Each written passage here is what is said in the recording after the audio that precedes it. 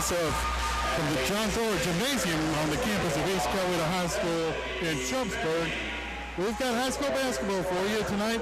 We're going to start the girls of the Wheeler Lady Wildcats against the East Coweta Lady Indians. Wheeler is coached by Melanie Samuel, and they come in with a record of 2-14 overall, 1-4 in Region 2-7A, while East Coweta, the first-year coach, Kwasi Timmons, comes in 7-10 overall and 1-3 in the region. And with me tonight is J.L. Rucker.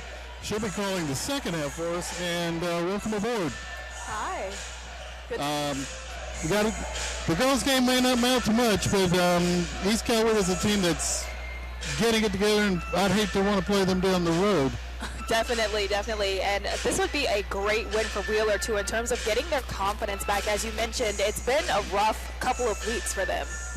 Yeah, they come in, they've only got a couple of wins, and that's, you don't expect that out of a Wheeler basketball program, but that's what they've got.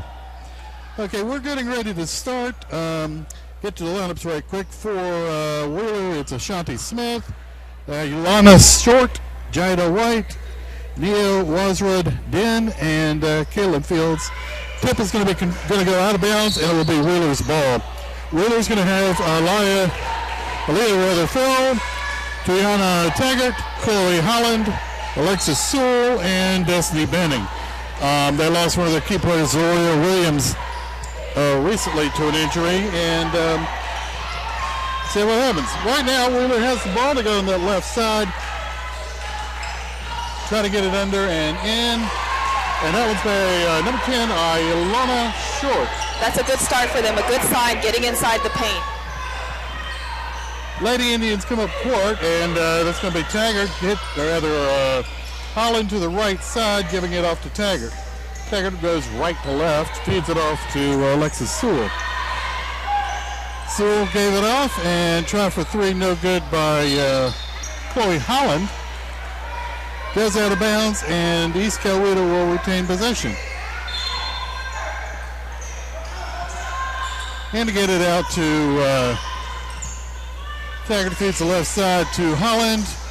Tries for three, misses. Taggart gets the loose ball, and she'll go to the right side, and Destiny Benning hits a three-pointer, and it's 3-2 East Coweta. And that's something that she's so good at. If you have an open three, she could definitely count on her to hit that. Well, here comes the Lady Cats coming down court. A shot goes up and in. And this is a good sign, Stuart. They're hitting their shots early. Oh, yeah. It's 4-3 in favor of Wheeler, and we're going to have a little transgression against East Coweta. So Wheeler will get possession of the ball.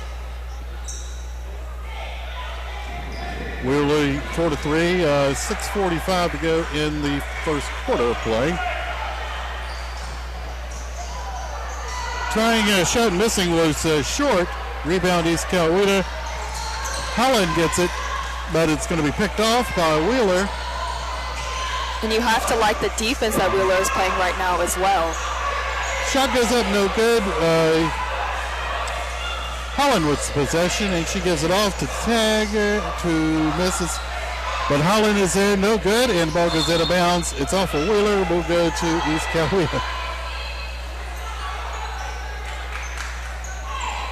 Stuart, what would you say is the key for both teams tonight in terms of being able to get a win? Play smart. I've always been one guy, but at least play halfway decent defense. Limit your turnovers. If you get a lot of turnovers, the other team, doesn't matter what their record is, can feast off of it. And so far we've got a foul on East Coweta. It's going to go against Destiny Benning. Her first and the team's first. But basically it's play smart. Just playing smart is the biggest key, and everything else will kind of fall into place. As the ball, and like something like that, you don't want a lot of turnovers, as that one goes out of bounds. Just mentioned that, limiting the turnovers. Kwasi Timmons for East Coweta giving out instructions in her first year. So far, so good. 7-10 is not a great record, but it's better. Lady Indians have had a kind of a tough go of it the last few years, and shot goes up and in. for Alexis Sewell, and it's East Coweta 6, Wheeler 4 with 5:40 to go in the period. See if Wheeler can answer here. Gonna try for threes, no good.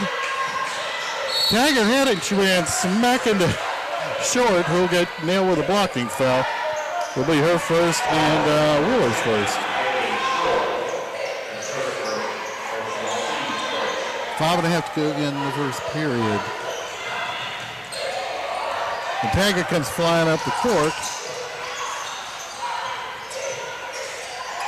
She fires up a three and drills it. Are they 3 for 3 on three-pointers? She from way downtown. Another try for three is no good for Wheeler. Ball goes out of bounds, and the Lady Indians will get possession. Wheeler? 5-point lead. Stuart, Wheeler's going to have to do a better job at their shot selection. Not every three needs to be matched with the three. It's more about the quality of the shots that you're getting. Exactly. You need to kind of position yourself to a point where if you miss it, you can at least you're in a position to follow it, or one of your teammates can pick up the rebound. Pass is going to be picked off, and we're going to have a foul as the shot is no good. And on the opposite end for East Coweta, they want to try to avoid those fouls. You don't want to keep sending them to the line or be in a position where they keep getting those easy points at the free throw line as well. Well, Shawnee Smith is going to shoot a pair here for Wheeler. Foul was called on Holland. Be her first in the team's second.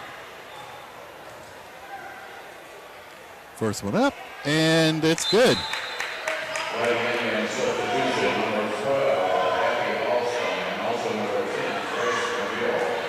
Grace McGill and Offie Austin will check in for East Coweta. Wait for that second shot from Smith. She puts it up, bounces around and goes in. So it's a 9-6 game in favor of East Coweta with 4:51 left in the first period. And Smith nearly picked it off, but it goes out of bounds as Smith goes running into the purple padding.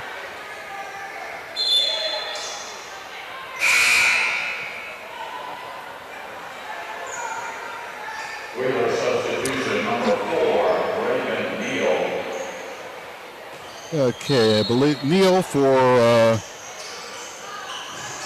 Riverdale's come in.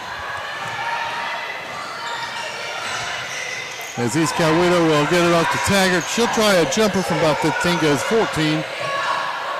Rebound almost by Wheeler, but it goes out of bounds. And give it off to East Coweta.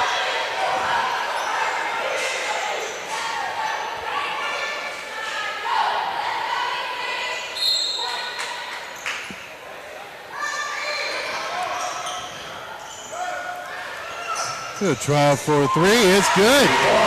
They are on fire from beyond the arc. Farrell hits her first three. All four shots by the Indians that they've made coming for three, and it's 12-6 with 4:20 left in the first period. Wheeler's going to try to answer. It's going to go off the iron, and Fields will get the rebound, but it's going to be stolen and then re-stolen by Waite, who puts it up no good. Stewart, they had three opportunities to be able to get a decent look, and I would say none of those shots were decent looks. They have to do a better job. Exactly. That's the thing is you got to be able to the rebounding's there, but when you put it back up, it's supposed to go in. At least when I first started learning about basketball. Lady Indians are inbound. Thor will give it up to Taggart. Feeds it up and tries for three. Bounces out, no good. Rebound is going to be Den for Wheeler. She'll feed right side. Shot is off the iron, no good. Farrell gets it, and we're going to go out of bounds and give it off to the Wheeler Lady Wildcats. 30:44 left. AC leads 12-6. And Fields will bring it up for Wheeler, or try to. And just a little bit of pressure there. They try to get it in, and Taggart picks it off.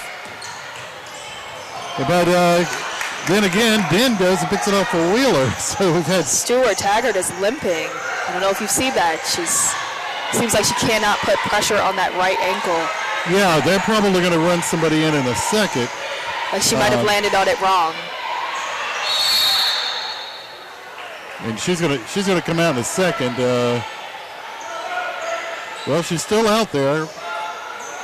It looks like she landed on that ankle. And now we are going to get a sub, and that's going to be Sherry Gaboy for East Coweta, and she's going to come in for Taggart, and they're going to take a peek at that ankle and see what she maybe just banged it off and will come back in, but they can afford to lose bodies. Well, we had a little transgression there on Wheeler, and East Coweta will retain possession. Inbounding will be Sherry Gaboy. She's on the outside of McGill, feeds it off. Try for three was no good. The rebound is going to belong to Wheeler. Wade goes down court, but she is going to be kind of knocked down, and Gaboy's going to get nailed for her first, team's third. As we look on a replay there. She got hammered. She did. There's no arguing that call, Stuart. Oh, no. So Jada White will shoot the first of two and hits the back of the rim, no good. Chloe Holland will return for McGill.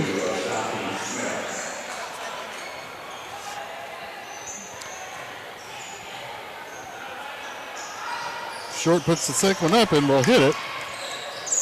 12-7 is your score with 2:56 remaining. They get it into Gaboy, will come right side against some pressure, has it knocked away, and then will try to get across the midcourt line, and she does, goes right side. Feeds it off to Farrell. Left side to Benning, off underneath to Holland, no good. And there was a rebound by Austin who put it up, no good. And ball goes out, we're going to give it off to Wheeler. No foul. Austin nailed over her first, team's fourth. With 2.5 to go. This might be more of a feeling out because each team's put up shots that haven't drawn anything and made a few bad passes. Try for three by Short is no good. Loose ball picked up by Wheeler, goes out of bounds. Den had it, goes out, and they're going to retain possession as it was knocked away. It looks like Taggart is coming back in, am I correct? And they stuck in a new ankle for Taggart. She's going to go back in. Wheeler will bring it in, trailing by 5 and 2:20 to go. Dribbling on the outside is Jada Wake. She feeds on the right wing. Try for three, no good. Rebound by Short. She feeds it out to Wake. She'll try a three, and that hits the back of the iron. Short will just kind of let it go out of bounds. And they'll retain possession. I would guess somebody for the Lady Indians must have touched the ball. 2 minutes to go in the first. Feeding it out to Wake. To Short on her left. And Fields has it now. Going to Wake, who will look for help. Get it off to Smith, who has it knocked away under some pressure. And Den has it knocked away. EC controls it. Holland will give it off to Taggart. But part of the problem is that East Coweta, their defense, especially in the post, is just really difficult to get by. We're going outside. Farrell gives it off. Whoops, says it's knocked away. And Wheeler's going to put another body in there. Amanda. That's what I was going to say, Stuart. Amanda Agbana. Wheeler needs to go a little bit bigger as well, and that looks like what they did. And that's the other thing we're noticing because they've got some taller girls out there. Try by Holland is no good. Rebound Wheeler. Try to fast break it to Smith. Smith goes outside, and it's going to be intercepted. Avi Austin loses it out of bounds, and it's going to go to Wheeler on that one. And there we see on the replay there she goes. Loses control of the ball. They could have called a foul, but it's kind of one of those good no calls. Wheeler will bring it up now. And Short had it, but it bounced out of her hands. Picked up by East Coweta. Farrell gets it. She feeds it, and Austin has shot no good. Another shot goes up, no good. Holland will try this one, no good, but on this one she got fouled, so she'll get a chance too. We saw about 4 shots in a row, but at least you saw some rebounding. Definitely, but both teams have got to find a way to convert. If you're going to get the rebound, especially 2, 3, 4 times, you're going to have to find a way to convert on offense. Well, here we go. Chloe Holland is going to get a chance at a pair, and she hits the first. 13-7 is your score with 36 seconds remaining. And Wheeler made another change just a second ago. And another change. Coming in, Leah Caldwell and Maria Ruffin, both in for the Lady Wildcats. Second shot by Holland is no good. And coming away was Short for Wheeler. She'll feed it off as it goes out of bounds to Wade, who threw it out of bounds. And with 27.9 seconds remaining, East Coweta will get possession again. And that's one of the things when you asked me earlier, you got to avoid the turnovers. You're going to have them. You're going to have the hustle turnovers and the ones where you don't think. Yes, and what concerns me now for both teams is that there hasn't really been a quality possession on either side in a good little while. And we just saw a not so good one there. It's the ball stolen and now re-stolen by East Coweta. And we're going to get a foul. And I'm surprised there hasn't been one timeout called to just kind of recalibrate for both teams. Foul's going to be called on Ruffin. It's going to be her first, and both teams have 4 fouls.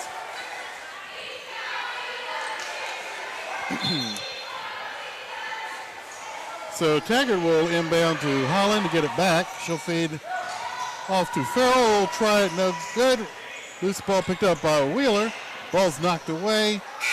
And that's going to be the end of period number 1. And nobody dominated. And what we're going to do is take a timeout with the score. 13-7 East Coweta. We'll be back in a moment.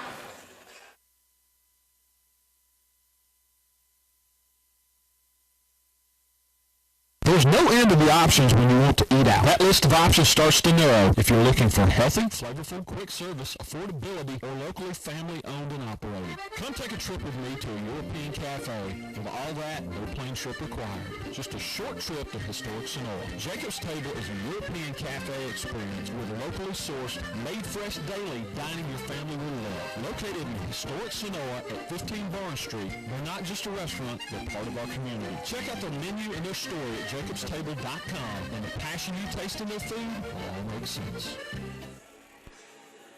Okay, we will be getting ready to start that second quarter there. It's 13-7 East Coweta, and it's kind of on a scale of 1 to 10. It was kind of like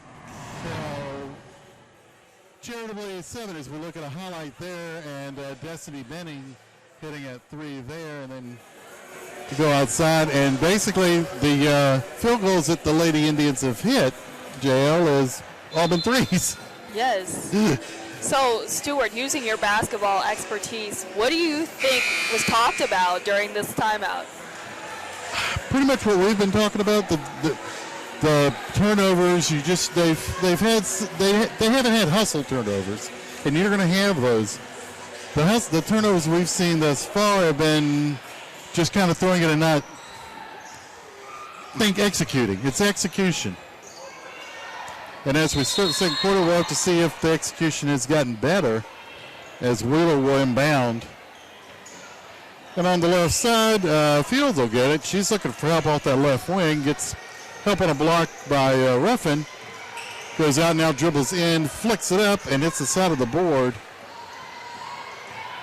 Taggart bounce pass to Benning, no, but that's one thing I'm talking about is follow up your teammates' misses. Yes, those second chance opportunities. Those second chance opportunities are key. Because right now it's 15-7. And on the other way, Wade hits a basket for Wheeler, and it's 15-9 with 7:23. Try for 3, no good by Sewell. Saved by the Lady Indians. Benning tried one. didn't draw iron. Short has it for Wheeler. Feeds it off to no good by Ruffin. Rebound East Coweta as Farrell comes up court. She'll try to lay it up, but they're going to nail her for an offensive foul, her first. Foul. And that's going to be the team's sixth. I was wondering for a split second there, I thought they might call defensive, but that's a clear charge. Oh, yeah, she was set and everything. That's all you do is basically be set and hope you don't get plowed through the floor. Yes. Well, here we go. Wheeler's going to bring it up now. That's going to be Wake to that right side. She's going to dribble outside and give it off to Kaylin Fields. Fields tosses it up. Try for three by Wake is going to be in and out. And we're going to have a foul on Wheeler. Their fifth foul of the game. Nia Din gets nailed for that one, and East Coweta will come in. We've got McGill and Taggart as well as Sewell and Benning in there for the Lady Indians. As Taggart looks for help and gets it to McGill, turnaround jumper is off the iron, no good. Knocked away. Indians will retain possession. And we're going to get another sub. In fact, we're going to get two subs for Wheeler. Savannah Gibson, and Amanda Agbana are in now for the Lady Wildcats. McGill gets it out to Benning, tries a shot, no good. McGill with the board, puts it up and hits it. Those second chance opportunities, Stuart. And that's a stat coaches look at, the second chance points. And that's also ultimately the difference maker because Wheeler has had those same types of opportunities, but they haven't been able to convert. It's what you do with them, and also you also want to try to deny the other team that the second chance stuff. If you don't want them to be successful, to put it in a mild term. And the sixth foul on Wheeler is going to go against Short.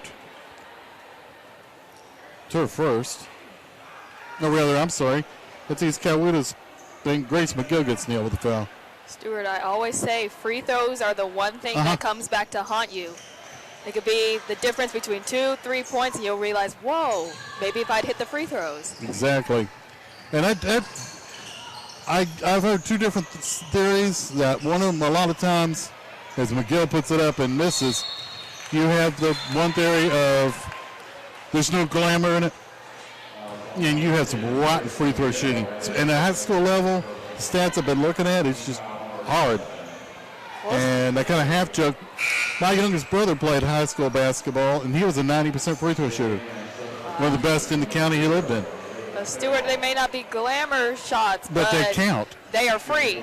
Exactly. Nobody's going to defend you as Agbana comes to the line. But the other theory was when I picked up from a coach, as she misses the first on the one-on-one, was it's concentration. You just got to, the concentration has to be there. You can get about 65-70% if you're concentrating at this level. Yeah, the funny thing is, even at collegiate levels or professional levels, there are some great shooters that have a difficult time hitting free throws. It has to be a mental thing, like you said. Benning hits the rebound. And Wheeler will come up trailing 19-10. Well, for years in the NBA, they had the Shaq attack. Because Shaq was no better than about a 55% free throw shooter. EC gets it and putting it up and hitting it off the board. Alexis Sewell gets it. She's got 5 on the night so far. 21-10, East Coweta with about 5 minutes to go. As Wade will try a three from a little bit deeper, and guess what, folks? She hit that one. She's got 5 on the night. It's 21-13 with 4.5 left in the first half. She was pretty far out, Stuart. Eventually, you're going to hit them. That's the thing. As Wade will try coast-to-coasting it, and she comes down, and she's got a basket. She's got 7 all in this period, and it's a 6-point lead for East Coweta. And we're going to have a foul. Caitlin Fields gets nailed with her first. And right now, East Coweta will bring it up, leading by 6 points with 4:20 left. Taggart brings it up, and she hits the midcourt line. Taggart goes left to Holland. Holland at the bending over to Farrell. Kind of did a little dipsy-do, but missed it. And we're going to have a little bit of a grab at the ball. It goes out of bounds. And it's going to go to Wheeler. As we look at the replay of that, nice little battle. I always like little rugby scrums in the basketball game. Shows passion. It shows heart, Stewart. She's playing hard. That's one of the keys. Regardless of sport, as Fields will get fouled. And the foul's going to be on Jordan Wilson, senior, and her first and team's 8th, as Fields will go to the line for a 1-and-1. Stewart, 18 fouls. That's kind of a lot. Yeah. It can be. It's kind of like when you get them, though. If you're looking up at the first period and you're already in 1-and-1, either your team's over or being over aggressive or something there. As the second shot is missed, and Wheeler had it, but they took steps, and the Lady Indians will get control of the ball. And Stewart, I would say a good maybe 6-7 points of Wheelers have come from the free throw line, just from counting off the top of my head. And this game is a little bit closer than what it should be because of it. Well, they've nailed Wheeler with a foul. Shondy Smith, her first. And going to the line for a 1-and-1 is going to be Tuana Taggart. She looks to put the first one up, and she'll hit it. And Stewart, it's good to see her out there healthy. It looked like she had turned that ankle a little bit, but it's good to see that it wasn't anything serious. And from the times I've seen her for East Coweta, she's a key in their ball handling and cannot lose her. She puts that second one up and in, and she has 7 points, and it's a 7-point lead with 3:45 to go. Wade will feed left side to Short, who'll hit the back of the iron with her shot. Try for 3 is going to be good for Caitlin Fields. She's having a good quarter. And what we got? Okay, just had to go get the ball. 4-point lead with 3.5 remaining in the half. Lady Indians do inbound. Taggart gets it, goes to her right side, feeds a bounce pass off to Austin. And what have we got? We will have a foul. It's after the shot, right? The shot doesn't count, right? And Agbano will get nailed with her second foul. And the team's 8th, so we're going to have a 1-and-1. First one by Austin's no good. Rebound Short for Wheeler. She feeds it off to Waite. Waite goes up, and they're going to get a foul. And they're going to nail Jordan Wilson on that. Stewart, it appears as though East Coweta is in the penalty, and it would be terrible to lose a game because you let a team consistently beat you at the free throw line. I always say that. Right now, remaining 3 minutes of this half will be free throws, and the next EC foul would put Wheeler on the line for 2 shots, not just a 1-and-1. And that's going to be big in this half anyway, as the first one is good by Jada White. She's got 8 points, and they've all been in this period as Savannah Gibson comes into the game. 3-point lead for East Coweta. They've been up as much as 11. And second one is good for Waite. Now we're looking at a 2-point lead. And a 9-point period for Jada White. Taggart brings it up for East Coweta, feeds it off to Holland.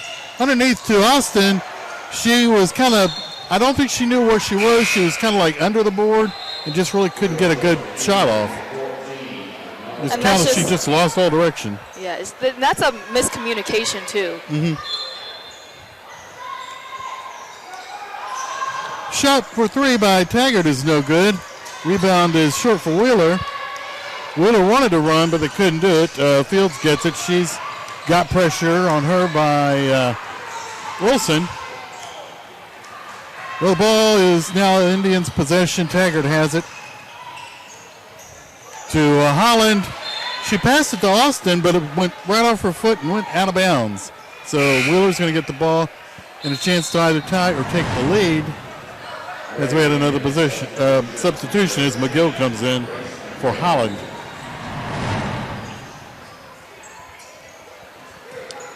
And Wade will bring it up for Wheeler. Gives it to the right side to Fields. And it's going to be picked off by Taggart. She goes to her left, looks her up, gets it to McGill right side. Feeds it to Austin. Collision there. Ball goes out of bounds.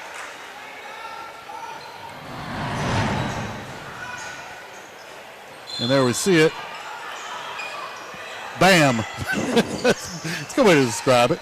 Austin will put the shot in. That's her first basket. It's 25-21 with 2:24. We got a steal. As Alexis Sewell picks it off, or rather Farrell rather, put it up and misses and draws the foul as we see here.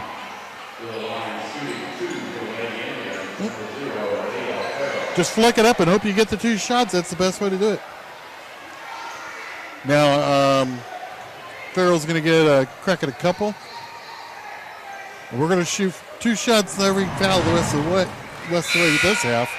Farrell misses. And Gibson is coming back in for Wheeler. And okay, wait a minute. You go here, I'll go there. Yeah, we talked about the communication. That's another thing. You've got to be able to communicate. It's not particularly loud in here either. Not yet. But maybe it's louder down there, and we just can't hear it. Well, we'll have to see where the boys, if they get more people here tonight. Because a couple weeks ago they had the rival game against Noonan in this place. Yes, this is going to be a huge matchup. But every seat was taken.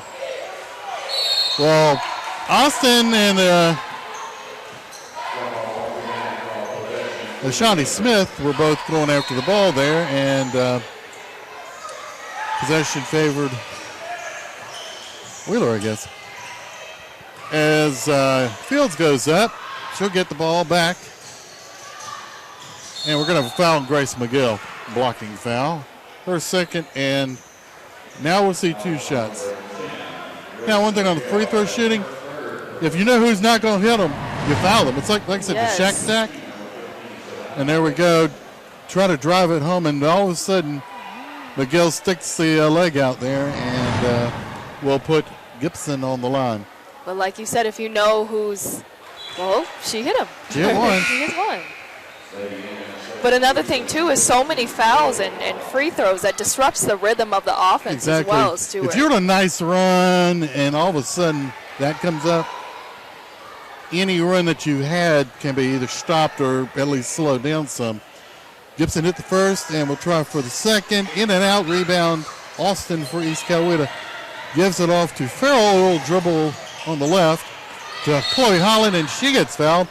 And she will go to the line for two. It's Stuart. It's like neither team can actually get through the process of running a play. Oh, my Lord.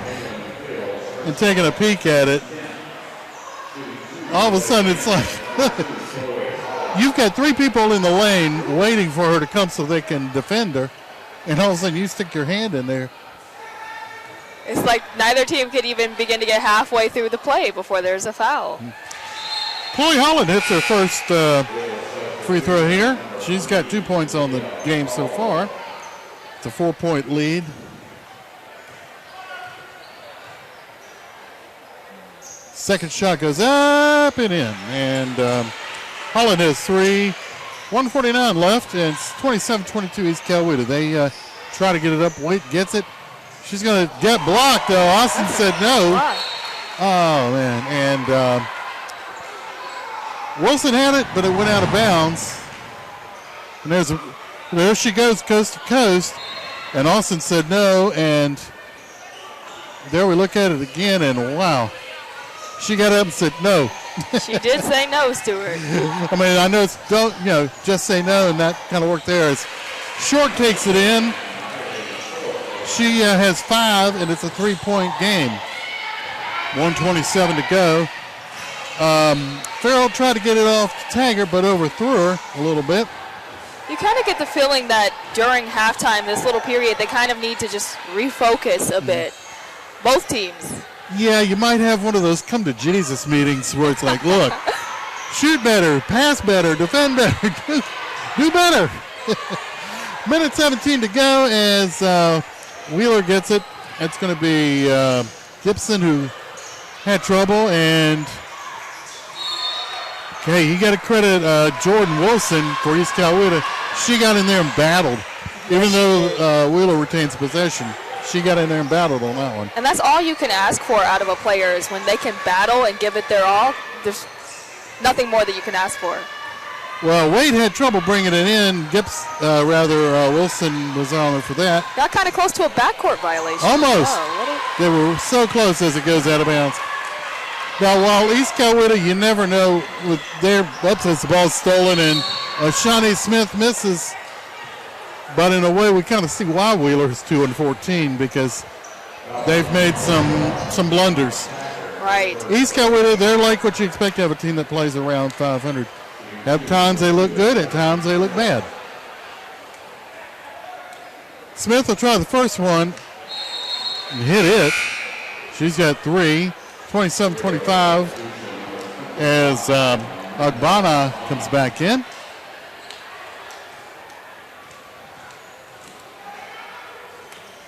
Smith puts it up, and she'll hit that one. She's got 4, and it's a 1-point lead for East Coweta, and somebody needs to go to the ball. You have 5 seconds, ladies. That was Taggart close. gets it. They get it, throw it down court, and Frill will get it. Oh, she either had no control or had thoughts of doing something. As Holland puts it up, he has it bounce out. Rebound, no. Put back up, and Austin will get a shot at a pair. And we say what I was pointing out with the being around 500. You're going to look good at times, you're going to look bad at times, and you're going to look ugly at times. But if I'm EC, I'm not happy with how I've ended this half. This is a 1-point game, and really it should be a lot more than that. Yeah, as Austin missed the first a moment ago, it was 21-10. Wouldn't it be something if Wheeler goes into the half with the lead? I know. Let's see. Austin hits second, and 28-26. She's got 3. 35 seconds remaining in the half. Waite nearly had it picked. Ball goes out of bounds. Give it off to East Coweta. 26 seconds. Well, the next 26 seconds will see if your theory holds. I think Wheeler could. Instead, the ball's going to get knocked out of bounds, but we're going to get a foul on Wheeler, I think.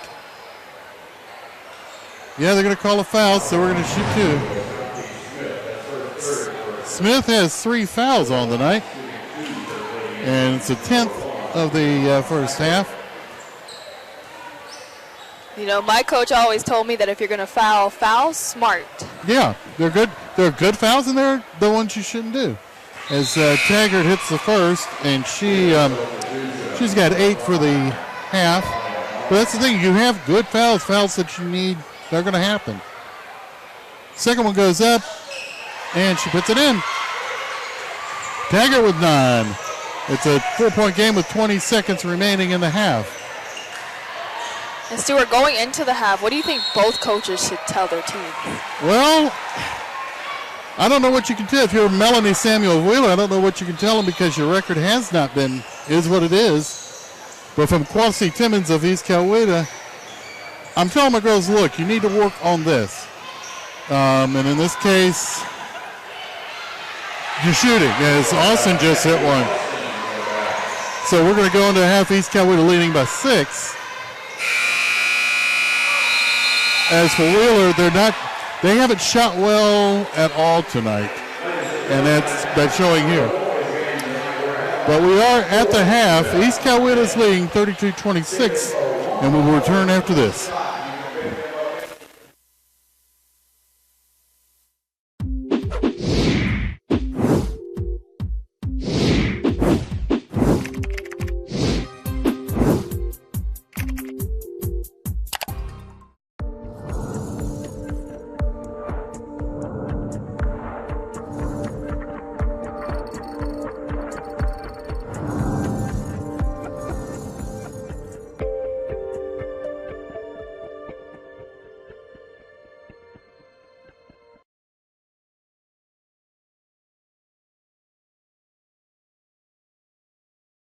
house, two things you want to get done. Get it done right, makes your mama happy, makes your life better. Or two, get it done quickly. Big part of getting it done quickly is not spending 2 hours at the big box store trying to find what you need. No better place to go than Complete Hardware. It's complete? Yeah, it is complete. They can give you advice, they can point you in the right direction, and they're going to have the things you need to complete that project you got going on. So when it's time to knock out the honey-do list, finish that project, not spend all day doing it, Complete Hardware, Tyrone, Georgia, convenient, and always there with a helping hand.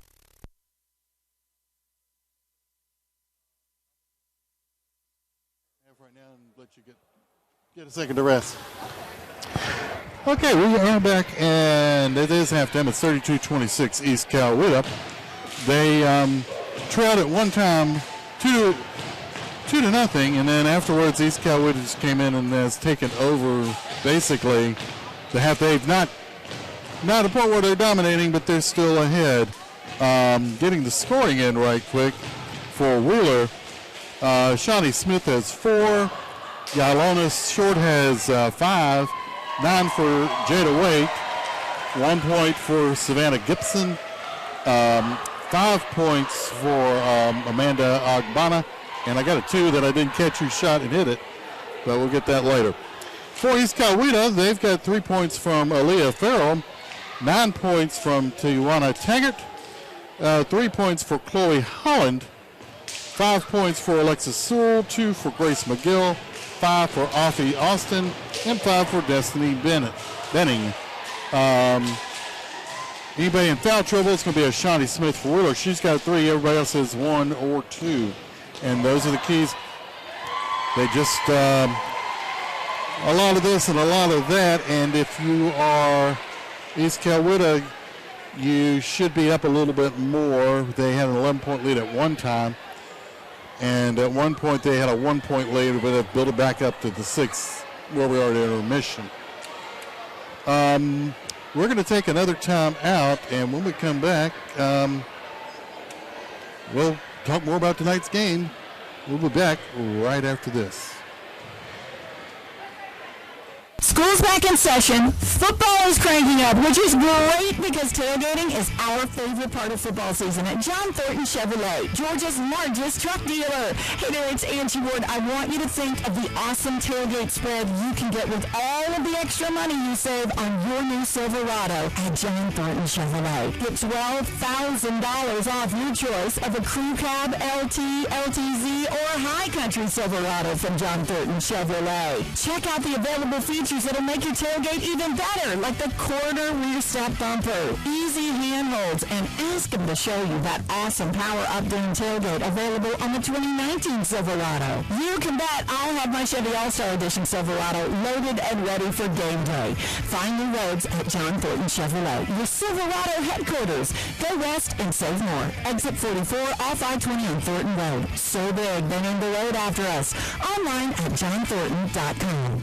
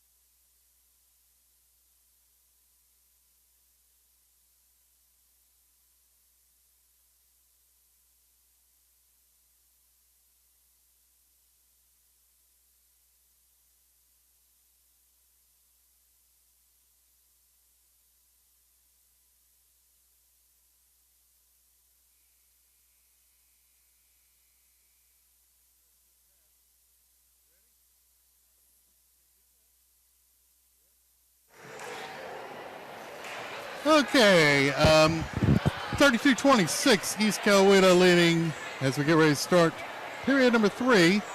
And to take you the rest of the way on our little broadcast will be J.L. Rucker. All yours. Thank you, Stuart. So what do you think was talked about in the half as we begin to start? I mean, we kind of mentioned it a little bit to close out the half, but specifically if you're East Coweta, what are you thinking? Well, if I'm the head coach, Kwasi Timmons, I'm telling my troops, look, we've done some things well, but we've also done some things not so well. Our passing has to be better. We have to look and make sure we're hitting the people we're intending to throw the ball to. And just basically play smart. If you're Wheeler, there's a reason you're 2-14, or several probably, and just got to get it going. As you mentioned, out of bounds. I don't think I could do that. Okay. All right. Wheeler's going to inbound the ball. And we have,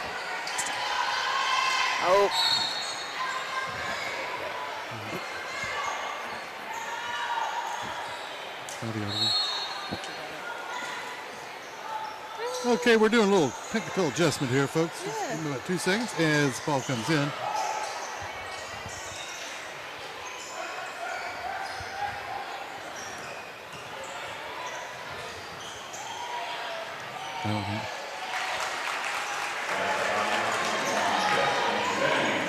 Benny Creasy hit that one, JL, and now let's see if he can get it up past 8.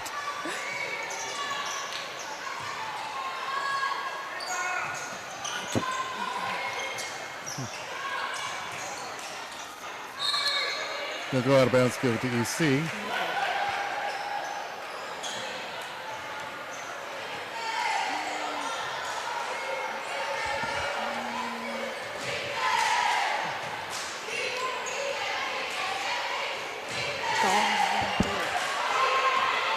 And there we go. Off the iron, no good. Rebound follow, no good. Try by Short is no good. After a battle, the Lady Indians get a jail. Definitely. Shot selection is going to be key here.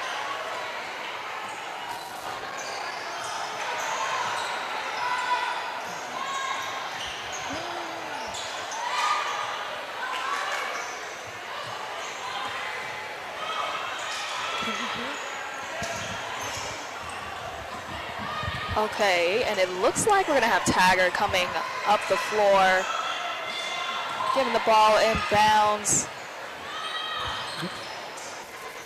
Inside, can't convert. Taggart gets it again. Shot. Oh, little bunny. Second chance opportunity. No good. Taggart again, wide open. Still no good, and fourth opportunity. Stewart, they're going to have to find a way to convert. This is, 5 now, okay. Reset the offense. And we have Taggart almost at a backcourt stolen. And we are going to have Kaylin Freeman with the shot. Taggart's going to bring it up the floor. Picked off, almost picked off, and now we are going to have a shot by EC. That's good.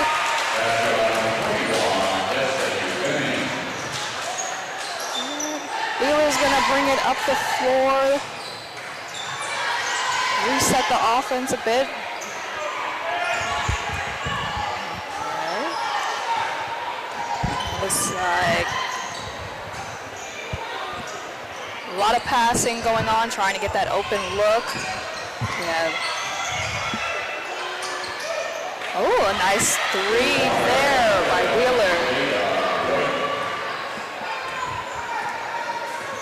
Taggart's gonna bring it up the floor again. Pass to Chloe Holland.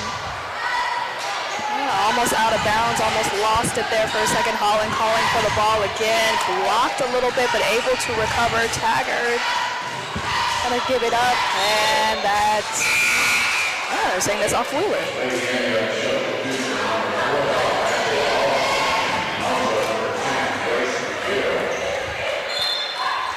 Alexis Sewell going to inbound the ball. And there we have Taggart with the open three. She's able to nail it. That's a good sign, Stuart. Excellent. I mean, we're seeing now that both teams are putting the biscuit in the basket, as it said. And Taggart's had a great game on both ends. She has. So far. You see Destiny Benning right here trying to get the offense moving for Wheeler. Pass to Offie Austin. We haven't seen a lot of her tonight. Who's that? Offie Austin. She comes off the bench and she's got a couple of blocks, but that's been about it. As we see a foul called on Alexis Sewell for EC.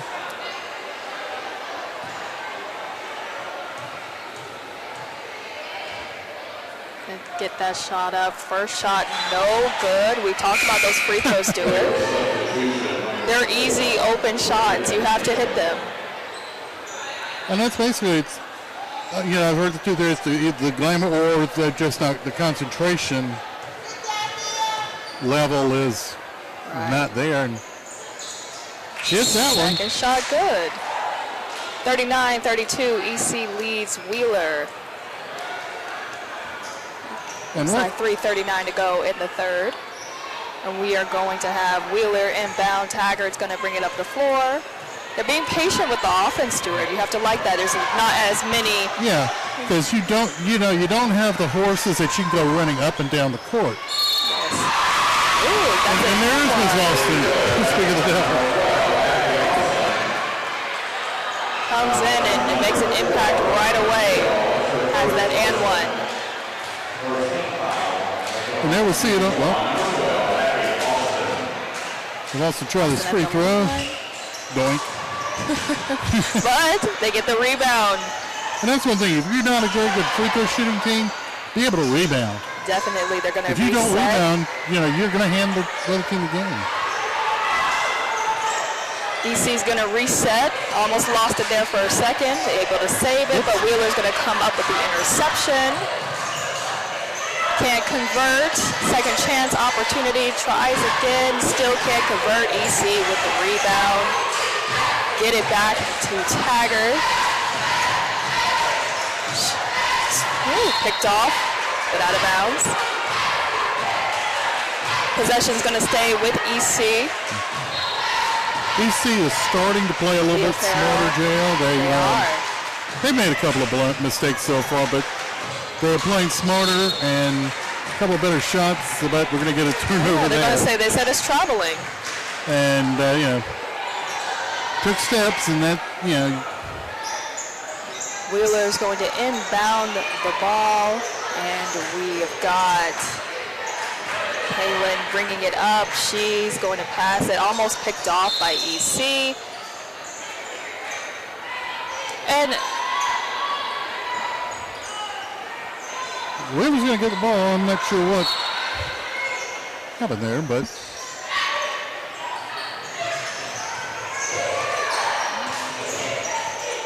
have Jada wait. She's going to try it. No good. EC with the rebound.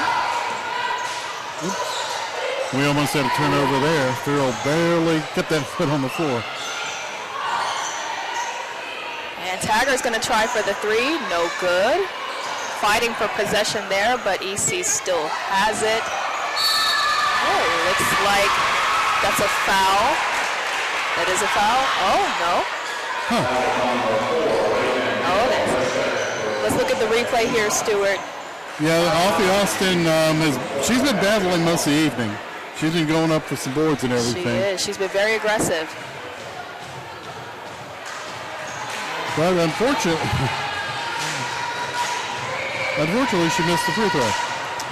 Got to convert on those free throws. Second free throw, no good as well, but EC is able to get the rebound. And that's the thing, if you can rebound the misses. It looks like it's picked off by Wheeler. Had a lot of those tonight, Stuart. The steals on the stat sheet you would kind of have for both. And that is a three. Caitlin Fields. She's been good tonight as well. Exactly. And Stuart, this is now a 6-point game. Definitely within reach for Wheeler. They are putting the pressure on Taggart. We see those double teams starting to come in. Yeah, and head coach Kwasi Timmons for East Coweta was not happy. And she's a tall lady, so she's looking down saying, I'm not happy, people. Yes. And she's taking a 30.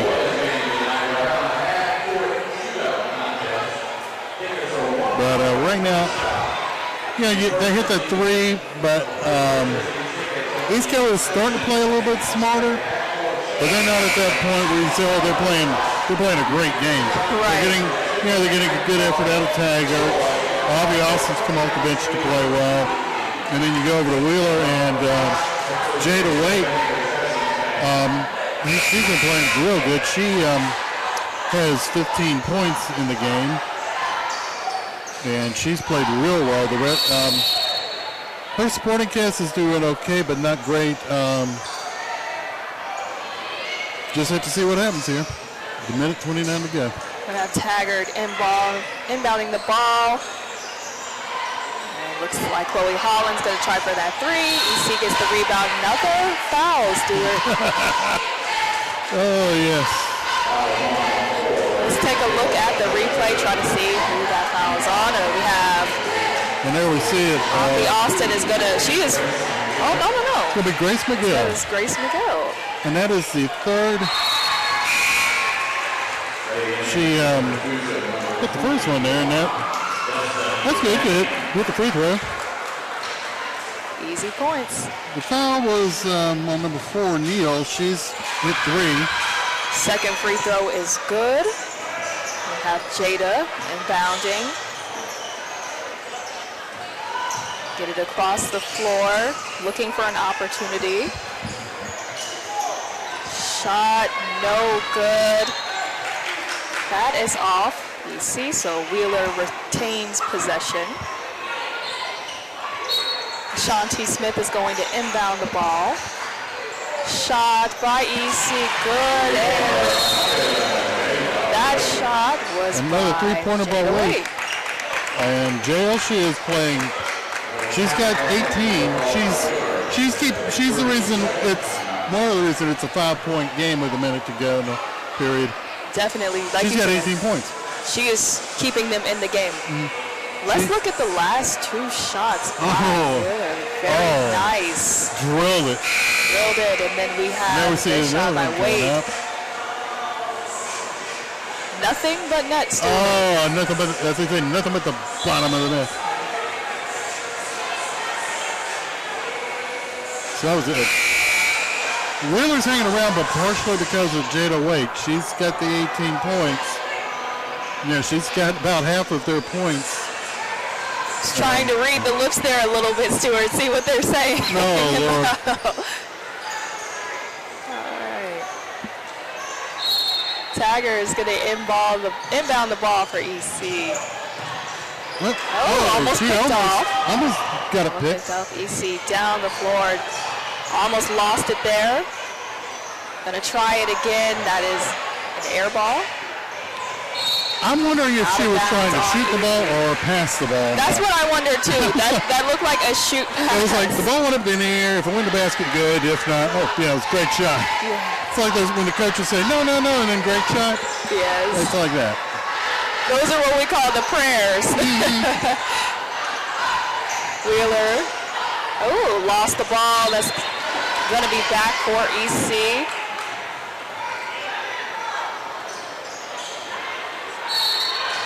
We're going to have Taggart inbounding the ball. Oops. Oh, that's a good shot. And she's been great tonight too, Stuart. Oh, she's been. They've got a team that it's a nice team. they get 1 or 2 more parts. Almost They should picked be off fine. by Aaliyah Farrell as well. Girls play good. We've seen, Taggart's done real well. Austin's come off the bench. And they're young. They are. Austin's a sophomore. Taggart's a sophomore. Farrell's a sophomore. Shanti Smith's going to inbound the ball for Wheeler.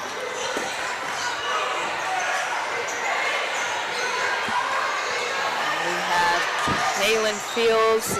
Pass. No good. Taggart bringing it up the floor for EC. Ooh, that bounce pass. That was Right before the buzzer. right before the buzzer. Destiny Benning on that one. We are going to go to break. We will be back to you guys with the fourth quarter. EC leads 48-38.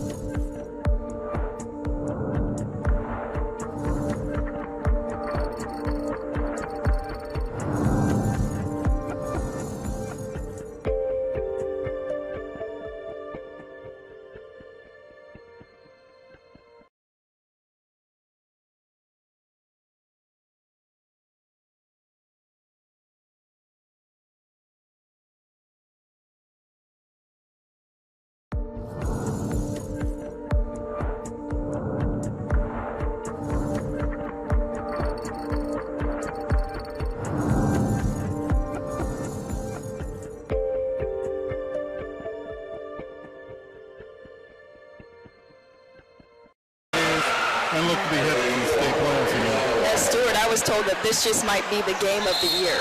It's going to be pretty close. If it isn't, it's close. Those two teams will meet again in a couple weeks up that way, but we'll see.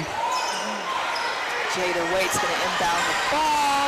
We have Kaylin Fields looking for a shot or a foul. It's going to be called on EC.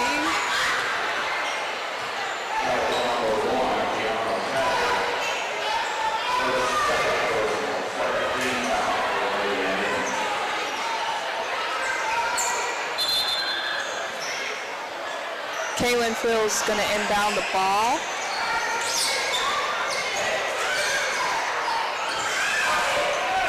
We are looking for a good shot opportunity.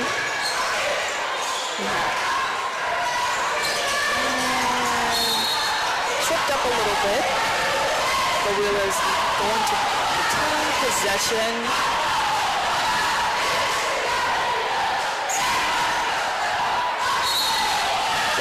Going to inbound the ball. You that was a little trick play. You see it, but you do not see it often. Let's take another look at that. Here it is. She wasn't expecting it. I wasn't expecting it. You weren't expecting it. Short pass it off the back of Grace McGill and just picked it up. That's in a very low play on her part. Why not?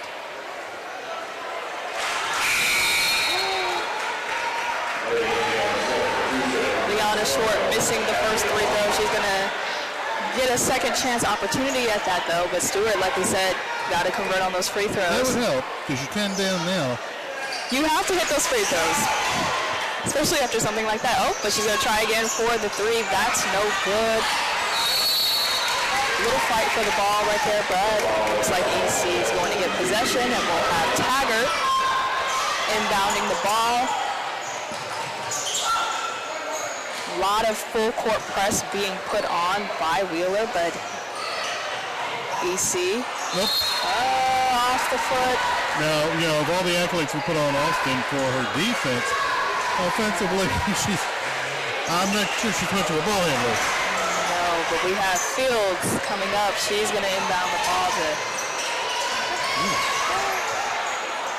Oh, they're going to try for that three, and that is good. That is up by Liana Short. She continues her dominance today, and they have the ball back, but Wheeler's going to get possession. EC's going to get possession. Off the foot again.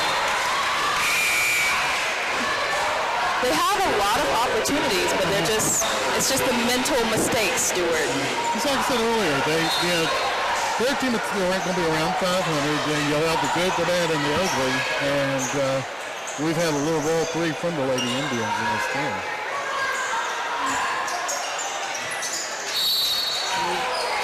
Putting a lot of pressure on Liana Short. Looks like that's going to be a foul on Austin. Let's take a look at it again just to be sure. Yep. Yeah. That's a foul. Yeah. Liana Short the Lady Indians tonight. Little bounce, doesn't go.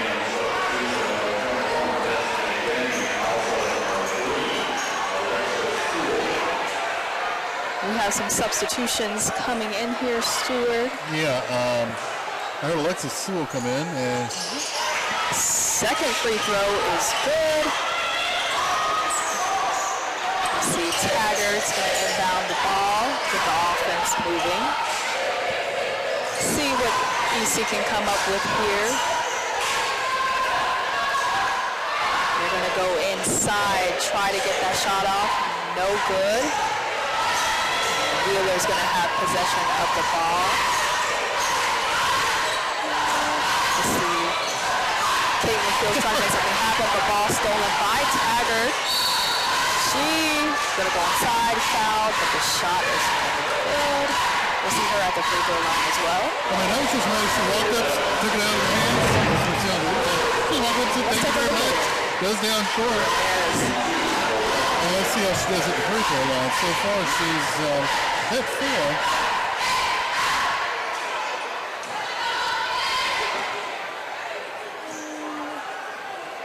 First free throw good. EC leads 49-42. And it looks like we're going to have a timeout here, Stuart. Yes. Wheeler's going to call the timeout. Oh, timeout. We need a 60-second variety, so why don't we take a brief commercial word and come back with more right after this. John Thornton Chevrolet is Georgia's largest Chevy truck dealer, and they are ready to tailgate for football season by giving you $12,000 off your choice of a crew cab, LT, LTZ, or High Country Silverado. Hey there, it's Angie Ward, and there are 140 for you to choose from at John Thornton Chevrolet. Find your roads. $12,000 off your choice of crew cab, LT, LTZ, and High Country Silverados. Right now at John Thornton Chevrolet, exit 44 off I-20 Thornton Road. So big they named the road after us. Online at johnthornton.com.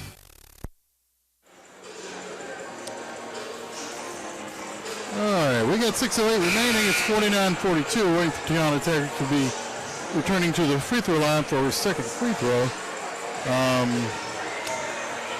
Wheeler's hung around partially because of Jada Wake. She's got 18 points. She didn't have anything yet in this period, but got to credit Wheeler for hanging around, playing hard, and East Coweta for not letting them come all the way back. They get close, but East Coweta always finds a way to expand that gap. We have Taggart with that second free throw. That's no good, but it looks like they are going to get the rebound. Tip-in is good. And that was a little thorough hit that follow. Ball stolen again. Taggart's going to bring it up. Going to try to get the offense moving. Looking for a good shot opportunity. She's going to hand the ball off. Wheeler picks it off. Let's see if they can get something on the fast break. And they cannot convert. Whoa. I'm surprised they didn't call her for the back court. Her left foot that was so close. Her left foot was in front and then came back, and that was so close. EC getting those easy rebound. Good. And that shot's going to go to Destiny Binning. Second chance opportunities, too, have been a big thing for EC as well.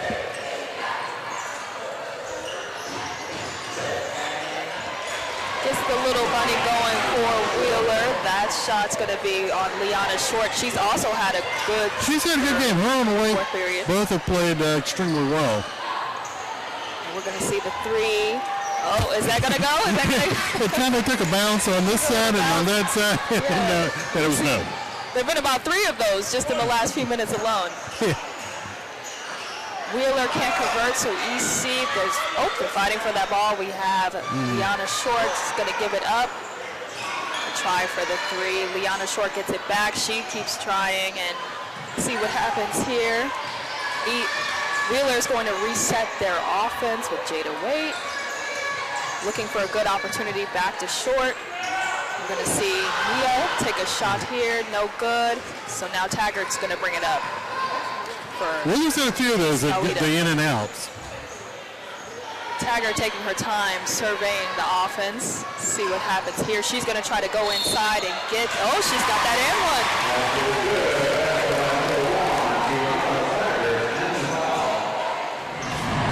Let's take a look at that replay here. You and there she goes. Taking her time, getting inside the paint. I don't know how she got it to go in, because you look at it, that's one of those, it's almost like to fling it up, because I know I'm going to get 2 shots, but she put it up there and it went in. And she's love that English. Right, she's a petite girl, Stewart, but she's got a strong upper body. That's what allowed her to be able to power that in. Second free throw is good, and now we are going to see EC with possession. I'm sorry, Wheeler with possession. Who's going to take that out? Shanti Smith is going to inbound the ball, get the offense rolling.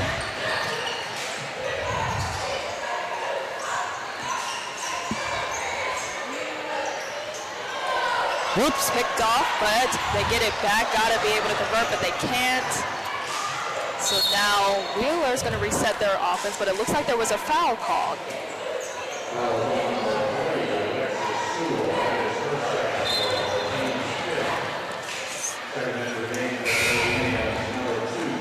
Some substitutions happening here, but we're going to see Ashanti Smith inbounding the ball again. Stolen. Stolen by EC, and we're going to see Taggart bring it up on the floor. And Stewart, it's just about, at this point, let's see what happens. Oh, that's a good shot by Taggart at 3-point, but really all EC has to do, they have the 15-point lead now, so it's just about playing at their pace. They really don't have to do much of anything else. Of course, if you're Wheeler, you want to try to see. No, you asked me. Well, I told you one of the things was to play smart, and that's what they're doing right now. That's basically what they do over the next 3 minutes. Taggart feeling it. That was a heat check, Stewart. I mean, she was in a good position. Yeah. It just, sometimes this flag doesn't go in. Let's replay that. She just didn't have enough foot on the ball, and that happens. Foul shot. First one in and out.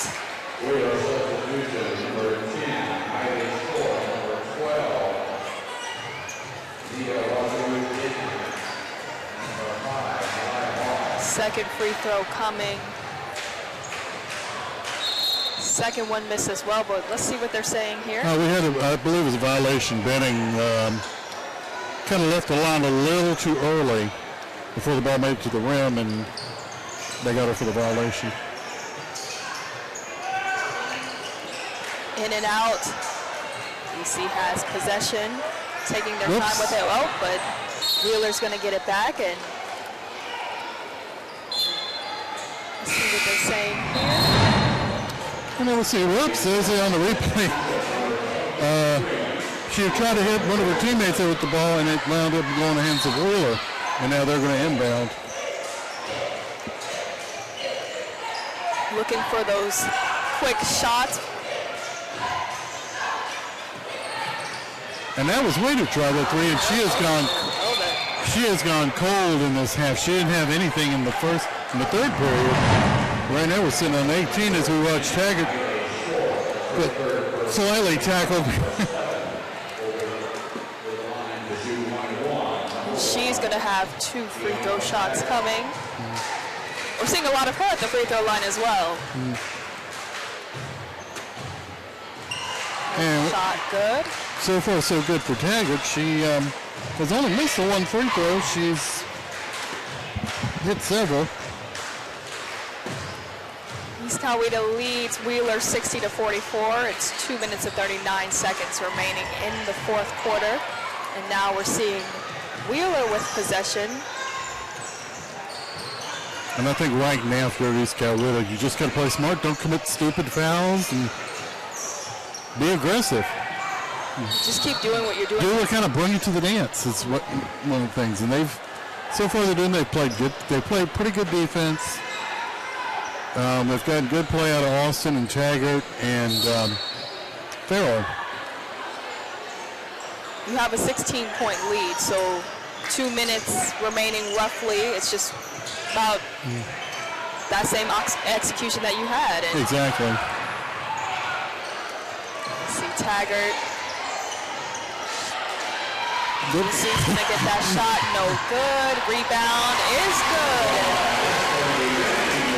That's on Destiny Benning. She's been great tonight as well. Wilson had a little trouble with that, and it just kind of wound up in Benning's hands, and she put it up for the basket. Wheeler with possession. They're going to try to get something going, but it seems like there's a foul called. Let's look at the replay here to see exactly. And here we go. And that's probably something. Benning. It's kind of a reflex thing that you didn't want to see, but it happened. So now Wheeler with the free throws. First one is good. His first point for Waite tonight, or in the second half. Second one, no good. Ball is out of bounds on EC, so Wheeler is going to retain possession. And we got a sub, and also we're going to get a timeout. Substitution and timeout. East 30 to 30. 30-second timeout. East Coweta leads 62-45, a minute 47 left. So Stuart, what do you think about how each team should play out the last minute 47 seconds? I say never give up, so you fight to the end. If you're Wheeler, you do keep fighting. If you're Wheeler, through East Coweta, you've got a 17-point lead. You just basically, if they get a minor run on you, okay, but you don't want them cutting it down to under 10. If they get a couple of threes here, so be it. Even if you don't match, if you match them, good. But basically, you don't want to get it under 10. If you get it under 10, you've put them back into the game, and they're feeling happy. They're feeling good about themselves. Right. And some sports, you want the other guy not to feel good. And Stuart, speaking of matchups, we've got a great one coming up with the men's game, East Coweta versus Wheeler High School. They are calling that the game of the year, or one of the games of the year. So much is at stake. Oh, yeah. Gymnasium is going to be packed. What do you think of that matchup coming up? Well, it's, first place is on the line. East Coweta trails by a half game. Both teams play well. If you can win it, the winner, if East Coweta wins, they're going to be a half game up. If Wheeler wins, they're going to be a full game on the Indians. And also, one thing to remember is Pebblebrook is in third right now, and that's where East Coweta's first only losses come, was to Pebblebrook here at the John Thoreau Gymnasium. So, right now they get a good game out of Chris Youngblood and Brandon Stroud. They should match up well. It may come down to who makes the fewest mistakes in that final couple minutes of the game. It's definitely going to be a great game, and for those at home that may not understand just how important that game is and how it can impact tournament time, can you break that down a little bit? Right, as I said, Wheeler's in first right now. East Coweta's in second. Now, the first four teams are going to qualify for the playoffs, I believe, if I've got that right. The first two teams are going to bye, 3 versus 6, 4, 5, and then they'll, for seeding, it's first part of the deal. And then after that, you play the series number 1. If you're one of the first two seeds, you get to host the first round game. And we are going to see Wheeler, East Coweta just taking their time with the offense, and Wheeler is back at it. Well, I was about to say they're not going to do anything stupid, but they just committed a foul. So basically, it's, when the tournament comes up, Wheeler, East Coweta look good. Pebblebrook not sure yet, as we look at the replay of Short going to the basket and getting hammered a little bit. That was an unnecessary foul, but it's a three-point play. This is a region that's kind of, it's all the way down to sixth place Noonan, who's really playing a lot better this year under a new coach. It's whoever plays well at the end. When you play well, it's when do you play well. If you're playing well at the beginning and you don't do anything in the second half of the year, so what? But the second half of the year, if you're playing well, you'll get that season. Shot clock is still going. Let's see. And looks like a good win. Wheeler is going to foul, so it's... Oh. Yeah, we're at that point now where the game's over. And going to be the final seconds. Wheeler going to dribble it out. And your final score is East Coweta 64, Wheeler 49, 15-point win. It's been a pretty good win for East Coweta. Like you said, they've had their good games and their bad games, but this is definitely a game that's a confidence builder for them as well. Yeah, because they got beat pretty good the other night. They lost to Campbell by about 35, but they've responded well tonight. They were the better team tonight. Wheeler late shut off in the second half. Short was up and down. So basically we've had those two players that they kind of had to ride their backs, and it didn't work out in the second half, and East Coweta was able to pull away and get a 15-point win. And we have some highlights coming for you guys. East Coweta again, 64, Wheeler 49, and like we mentioned, we have a great matchup coming up with the men's team, so stay tuned for that. And there we see that some good shooting.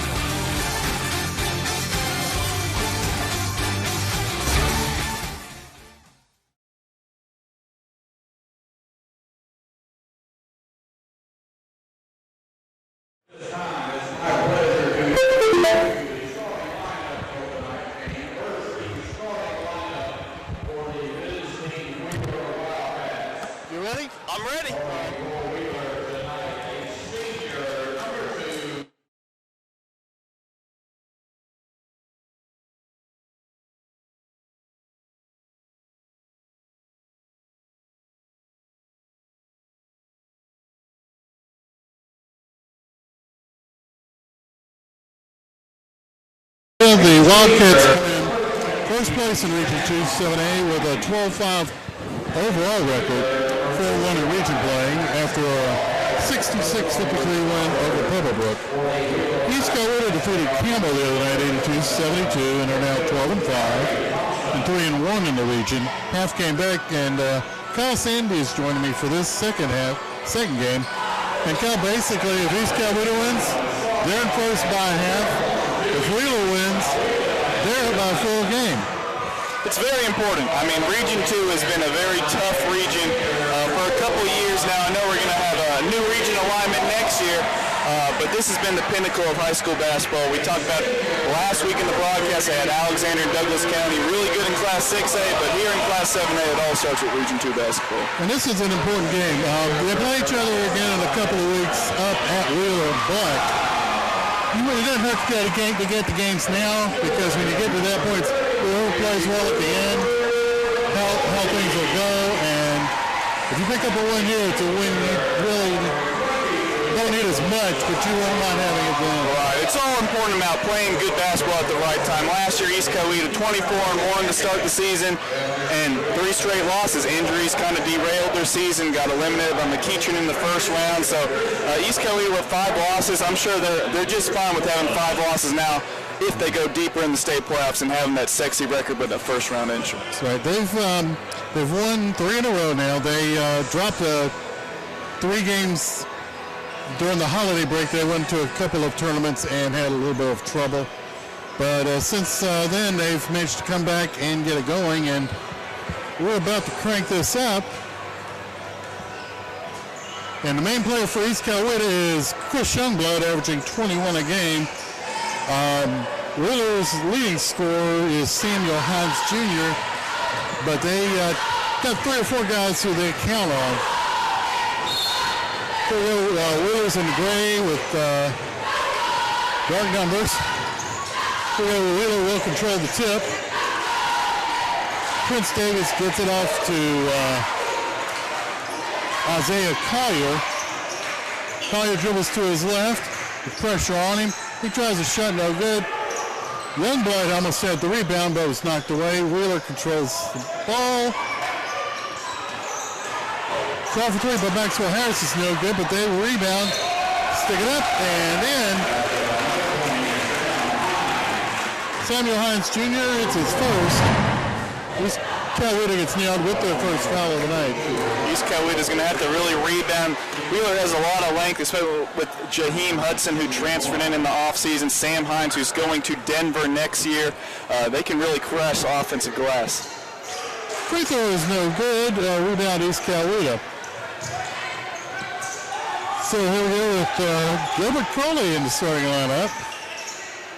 Vince Noonan a couple weeks ago, he came off the bench and gave him some good minutes. Brandon Stroud tries for a 3.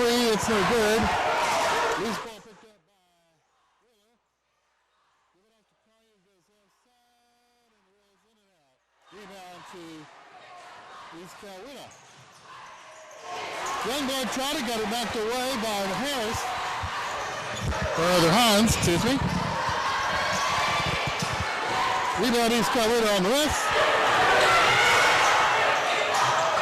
Crowley picked it up. This is Phillips, really.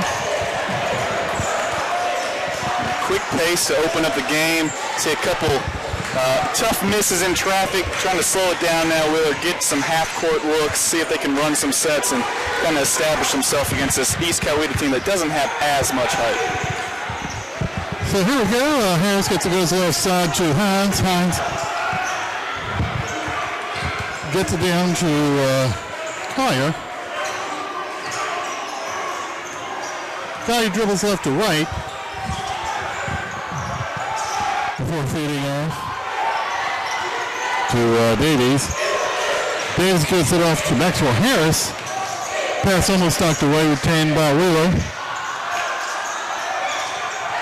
The try for 3 is no good. Rebound East Coweta. That was Corley on the board. Oh, and we're going to have a foul on Wheeler, and there'll be a 3-shot foul.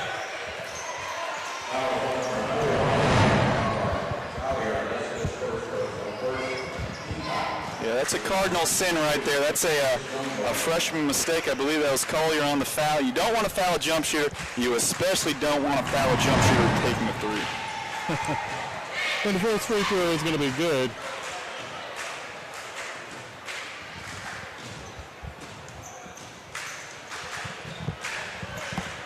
Second one is no but good by Youngblood, coming in with 70% from the line.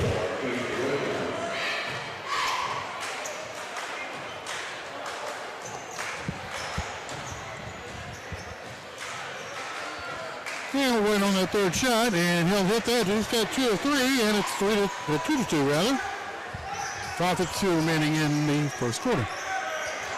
And last time these two teams played here at East Coweta, I believe it was 81-78. It was a barn burner. East Coweta pulled it out. At the end of the game, Wheeler made a late comeback, so I'm expecting another close one down to the wire. And we got a transgression on, I think, East Coweta.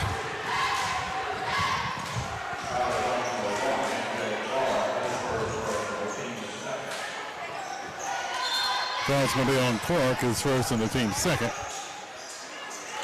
And a fairly easy shot there. Jaheim Hudson hit that, and they take a 4-2 lead.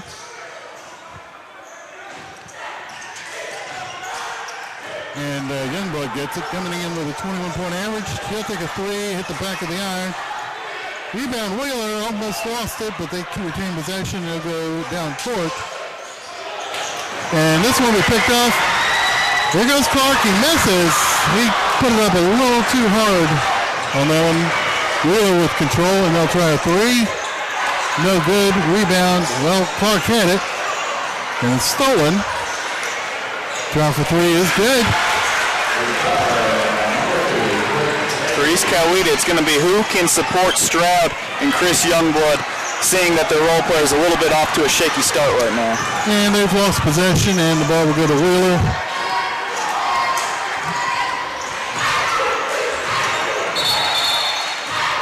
Collier had it. And bringing down Clark, as we see on the replay.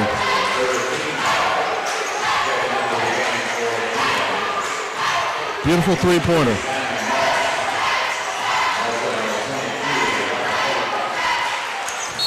So the Wildcats will inbound. Up, and it's stolen by Crowley. He'll go up. Bounced off the board. Wheeler gets control of the ball. Chalker shot, no good by Collier. Pass off and good. Brandon Stroud, his first basket. And it's 7-4 in favor of Wheeler. That was Keith Williams right there with the assist in transition. Looks like he came off the bench today, but he's averaging over 11 points per game. He's a very important transfer that came over from Sandy Creek. Shot no good, and it will go to East Coweta. Oh, yeah, that was a good block, wasn't it? Yeah, Hudson, he's a long fella. He's got a lot of upside. I can see him playing Division I at the next level. Meanwhile, East Coweta came up and took steps, and the ball will go back to the Wildcats. Leading 7-4 with 3:45 to go in period number 1. It's going to be Collier, dribble left to right. Gives it off to Hines, who will feed a guy.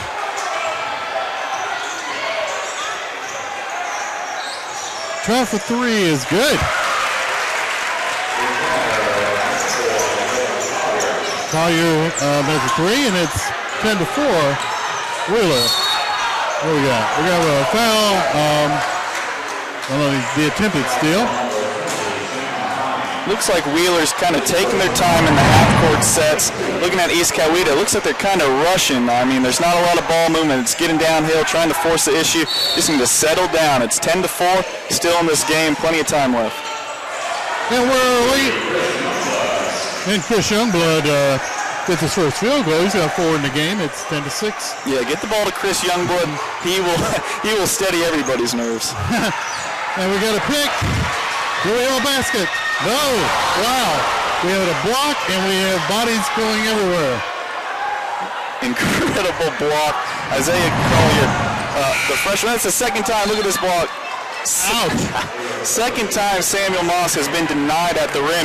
He's going up. He's trying to finish, but Wheeler just meeting him at the rim both times, and now Collier is going to be taken into the locker room to get looked at. That's a big loss if he can't come back. 12 points per game for the freshman. Hopefully he is okay because he has been great for Wheeler this season. Both teams have guys they could ill afford to lose, and that was one of them. And it's going to be an offensive foul on East Coweta. Great call, yeah. Keith Williams nailed with the foul, his first. Sam Hines giving up his body, Division I signee. Sometimes you think those guys are, too pretty to make the ugly plays like that, but sacrificing his body, that is a winning play, and that's what he's done his entire high school career. And now they're getting, looking over the side, there's a longtime East Coweta trainer, Lloyd Knott. He's going to go over, check on Collier. As the Wildcats will inbound.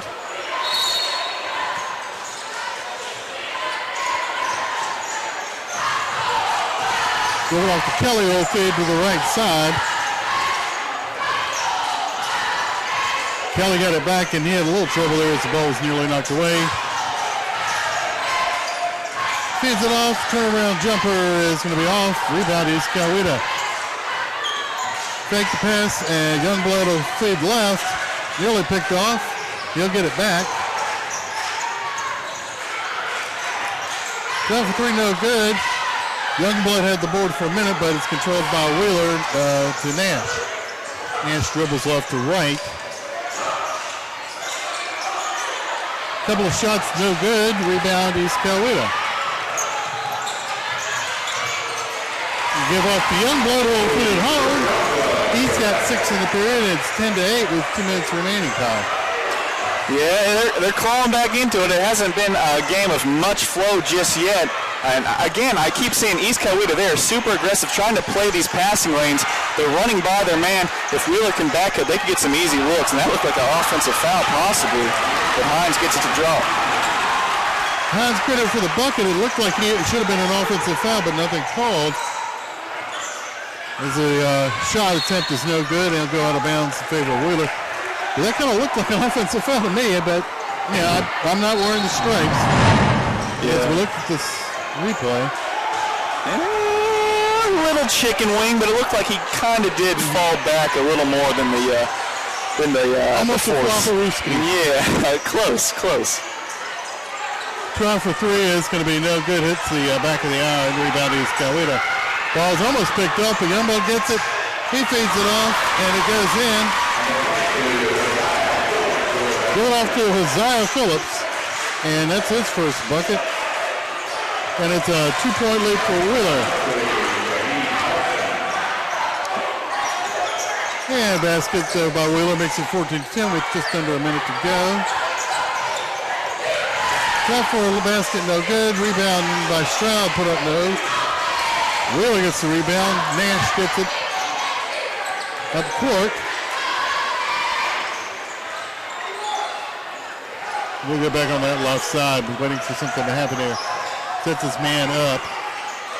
Dribble try 17-footer. That's no good. Rebound East Coweta. Going to be Keith Williams. He comes up, and he'll lay it home. Yeah, nice little Euro step, making it look easy. Got to the rim.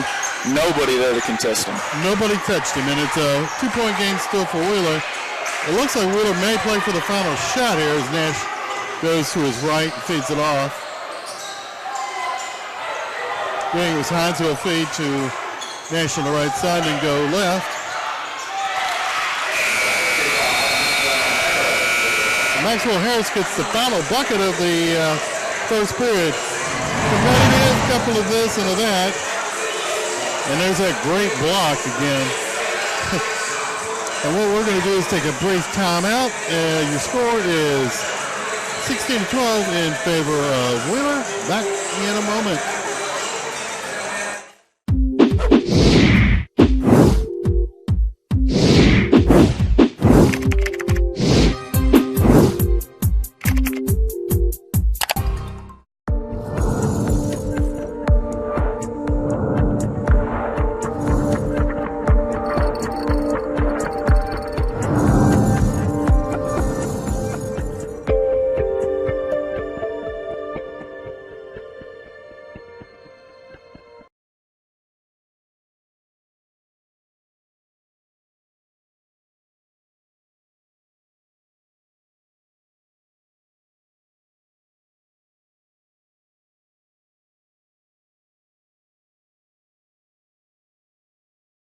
the roads at John Thornton Chevrolet. Your Silverado headquarters. Go west and save more. Exit 44 off I-20 on Thornton Road. So big, they're named the road after us. Online at johnthornton.com. Ready to start this second period. Wheeler leads 16-12. Been a tight little battle as the Indians are inbound. Keith Williams has it at midcourt, gives it off to Crowley on the right wing. The Youngblood will fade to Williams outside. Get a little help from Stroud as it goes up. Youngblood picks up the loose ball, sticks it in and out, but the tip no. And Wheeler will get it, and they're going to come up court. Shot goes up, no good. Truffle rebound. Put back. There's no. East Coweta playing a little too fast, and again, we just saw an opportunity to take a charge, which we saw Sam Hines do for Wheeler. East Coweta had that exact same opportunity, did not sacrifice their body, and it leads to a Jaheim Hudson loose ball pickup and an offensive putback. 18-12, they get a basket there, 7:15 remaining in the half. Over Stroud, the basket.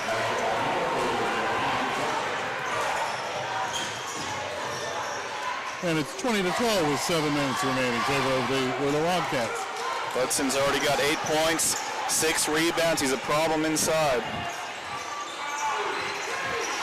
And the Indians are kind of almost their worst enemy in this half so far, that they are making some mistakes that don't show for a 12-5 team. Yeah, still, I just think they need to just calm down, take a breather. Just haven't had too many long possessions on offense, not really making Wheeler guard all that much. And Nash has it. Well, he almost had it taken away, but they're able to get it off.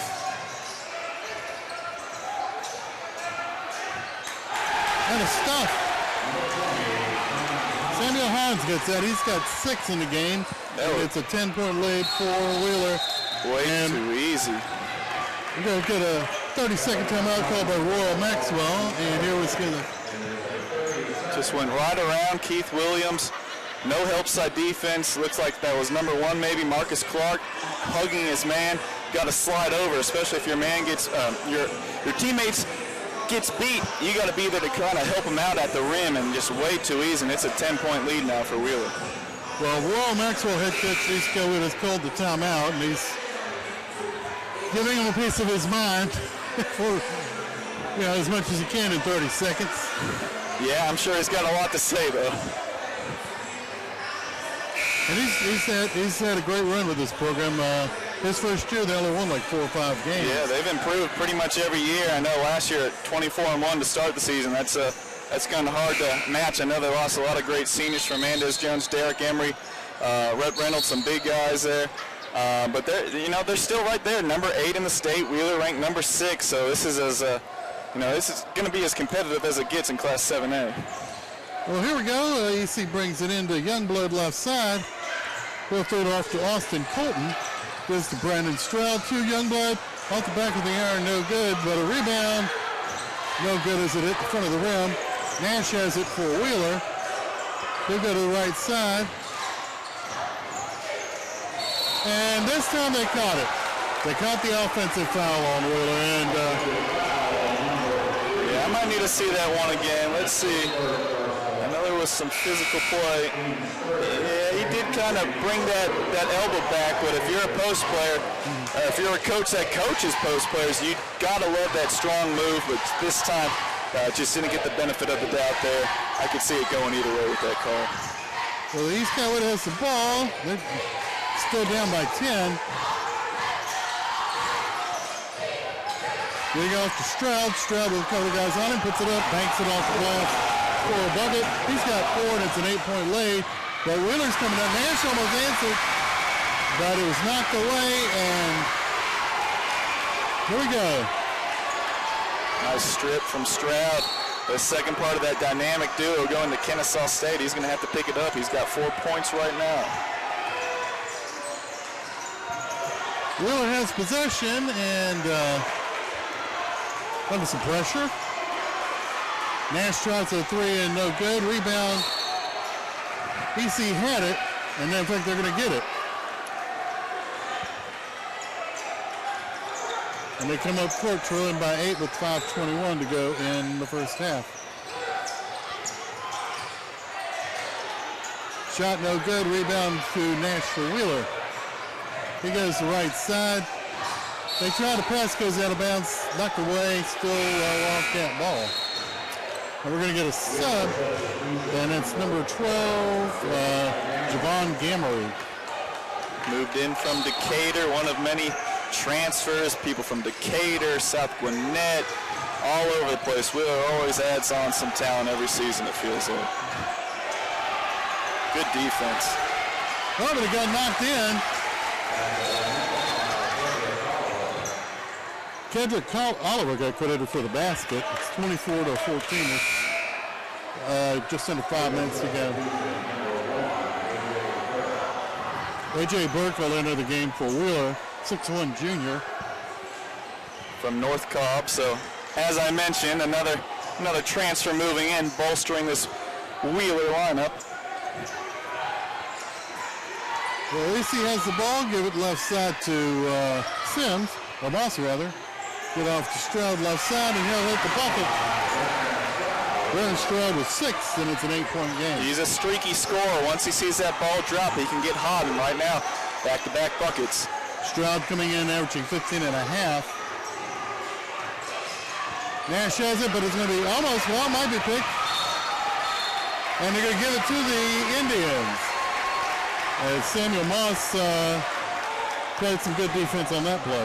Yeah, they don't give up an inch. I mean, East Coweta, they're going to get out there and defend you. Again, getting into that passing lane, this time it works, and they cause a turnover. Means 12 back into the live thing. They put a shot up, no good. Gamery for Wheeler has it, gets it out to Nash Kelly. Back left side, and Gamery had it, and then he took steps, and it's going to be the Indians' ball. There's that pressure defense again, getting up on these ball handlers, trying to make Wheeler's guards uncomfortable. So EC comes up now with 4 minutes to go and an 8-point deficit. Turnaround jumper by Youngblood is no good. Rebound, Oliver for Wheeler. Draw for 3, no good.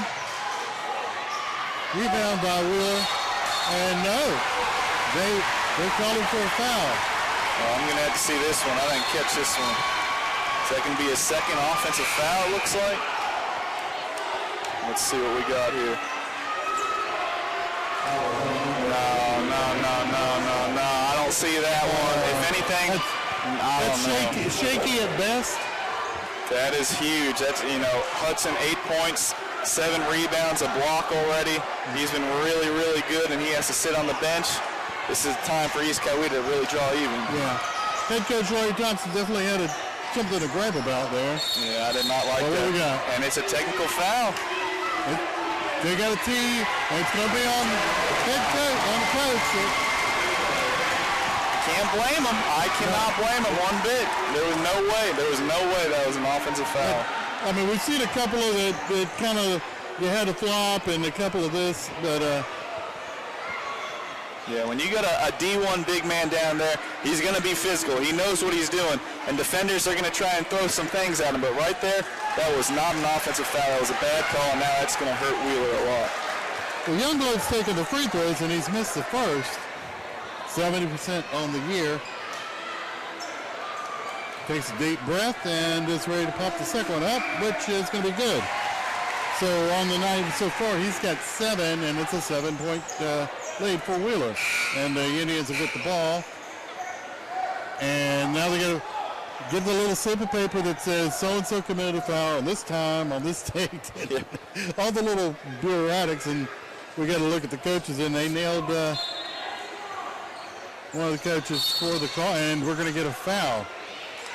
This is a potential moment right here. Momentum could be swinging. We got to see what East Coweta does on this offensive possession, but Hudson on the bench. Coach Thompson not pleased at all for Wheeler. This is a big spot if East Coweta can put some points on the board. foul was on Kendrick Oliwitz's first and the team's sixth. So we're close to the 1-and-1. Shot up, no good. And off the hands of the Wildcats, and it should be East Coweta ball. But we've seen some interesting officiating calls. Yeah, that looked like more contact in that offensive foul down there. And then it comes out to Stroud, who will fade on the left side, no good for three. And the tip is good. Samuel Moss averaging 11.8 on the season. He really stepped up this year. Like you said, over 11 points per game. The sophomore has a really good future. And almost stolen, and we're going to get stepped on Wheeler. Wheeler had a 10-point lead, and they've seen it kind of go up and down, but let's see here. Oh no, that's a quick whistle. He just got the ball down there. I mean, he had the foot down. Yeah, I don't know. If you got that foot down, you just kind of hope that's not what determines the final of the game. Please, no. And that could have been the same call right there. He slid more right there than the last one. And the ball thrown over towards the end of the East Coweta bench. And Keith Williams will return for East Coweta. The Wheelers made a few, well, there have been some legit blunders, but there have also been some that are shaky. And that should have been a travel right there. Yeah, getting sloppy, a little wild right now. We got to see if Wheeler can regain their composure. It's kind of up against them right now. Well, Youngblood has it for the Indians. It'll go right side to Josh Cameron, who's come in. Try for three by Stroud was no good. Rebound Oliver for Wheeler. It was a to the left side. Really good block out. And we're gonna get a basket, and we're gonna get a foul on East Coweta.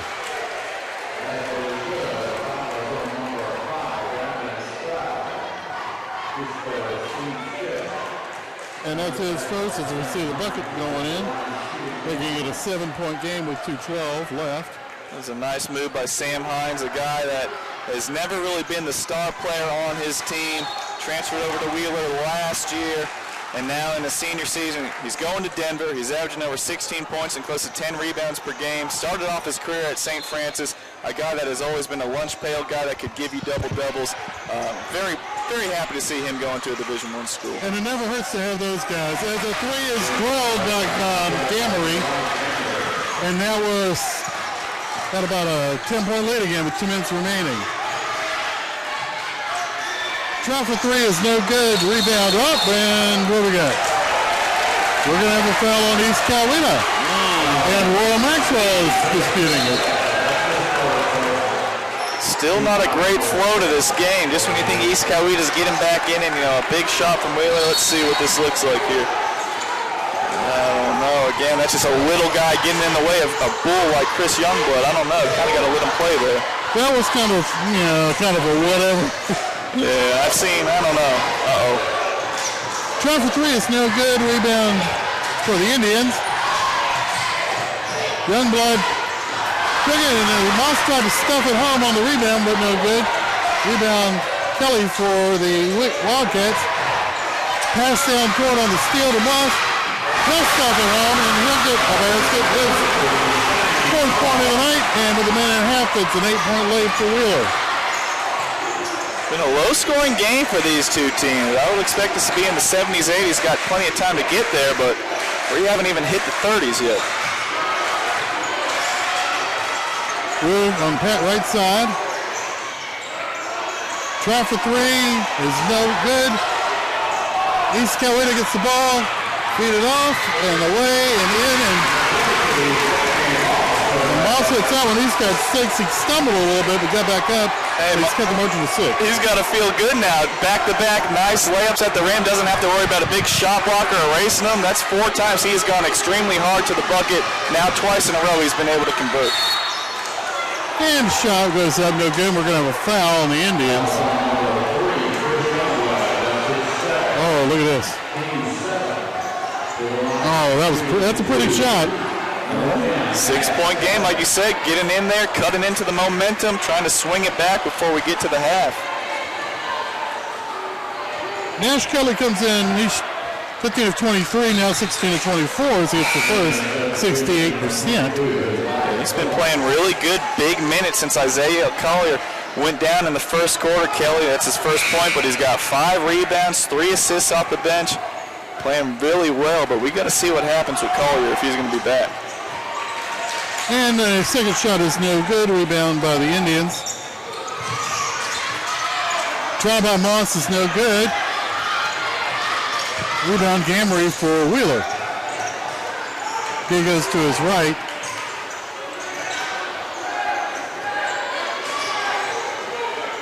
And still dribbling with pressure on him by Williams. Looks for up and gets it. Throws left side and almost had another iffy. But we're going to have a blocking foul on the Indians. And 1-and-1 coming up.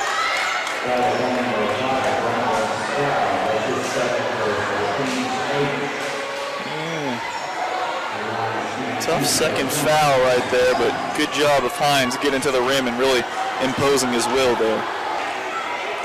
So Hines in the 1-and-1, or rather 2 shots. This is the first. Youngblood comes back in with 5 seconds remaining in the half.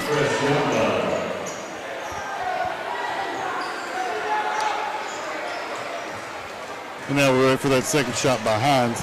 Comes in at 80%, 39 to 49. Second shot is good. He's got 9, and it's an 8-point lead as we'll try one shot at the half. No good. Well, we thought we'd see more points in this first half, and we have not. What we've seen is a total of 54 points. Yeah, it's been, we've said it already. It's been kind of a gritty game. You see Sam Hines with that huge dunk in the first half.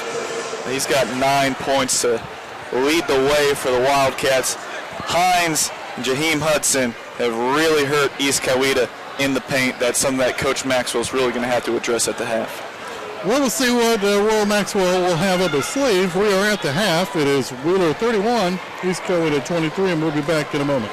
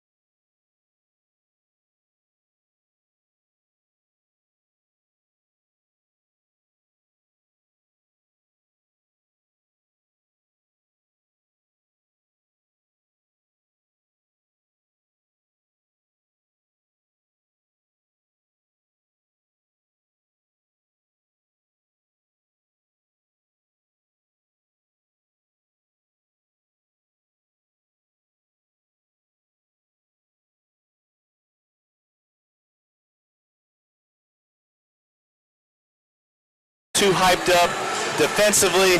You can obviously tell East Coweta's trying to play fast. They're trying to create turnovers, sometimes overrunning the passing lanes, which has led to some easy baskets inside for Wheeler. Wheeler's really been dominating in the paint between Hines and Hudson. Isaiah Collier getting hurt in the first quarter, did not play in the second quarter, something to keep an eye on for Wheeler.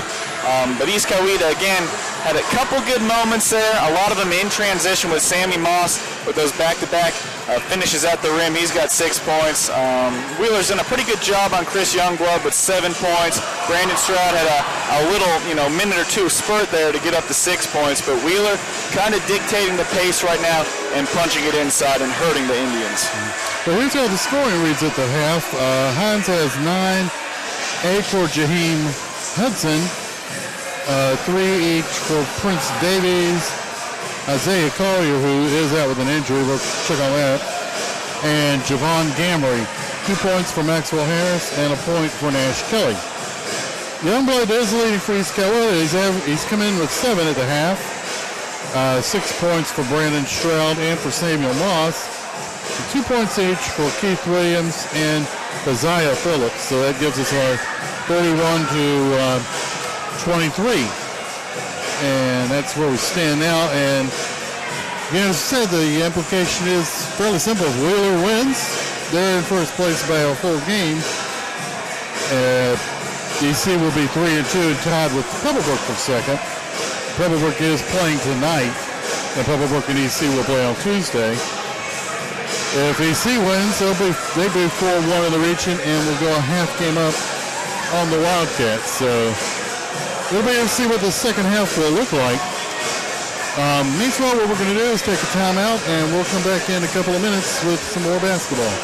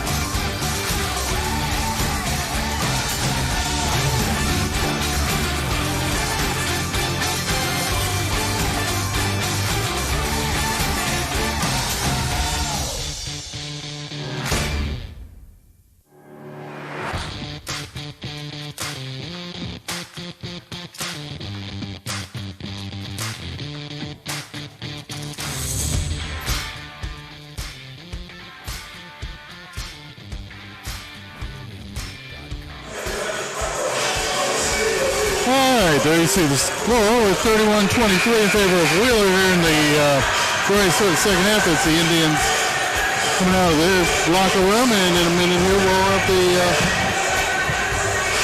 Wildcats are getting some last-minute instruction from their staff, and Kyle, we've seen a little of this, a little of that tonight so far. We kind of expected more points, but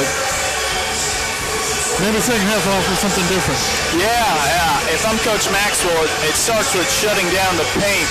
Wheeler's really hurt them. Sam Hines, 9 points in that first half. Jaheim Hudson, 8 points in the first half. And Wheeler's won the battle on the boards, 23-17. Very important to keep Wheeler away from the basket. Easier said than done. And again, I'm interested to see right now, is Wheeler coming out with Isaiah Collier. It looks like he is not out there yet. Got hurt about midway through, maybe close to late through the first quarter, going up hard, attacking the rim, got taken down, went back to the locker room. I do not see him out there. Big loss for Wheeler. Playing on the road, hostile environment here.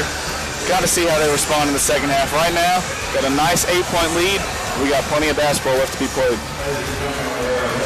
And in the girls' game, I made making the comments, play smart. Yes. Play smart. That's basically what's got to happen with the boys here in the second half for both teams. Yeah, don't beat yourself. Do not beat yourself. Wheeler will get the ball in the second half beginning. And try for three is no good. Rebound is Coweta.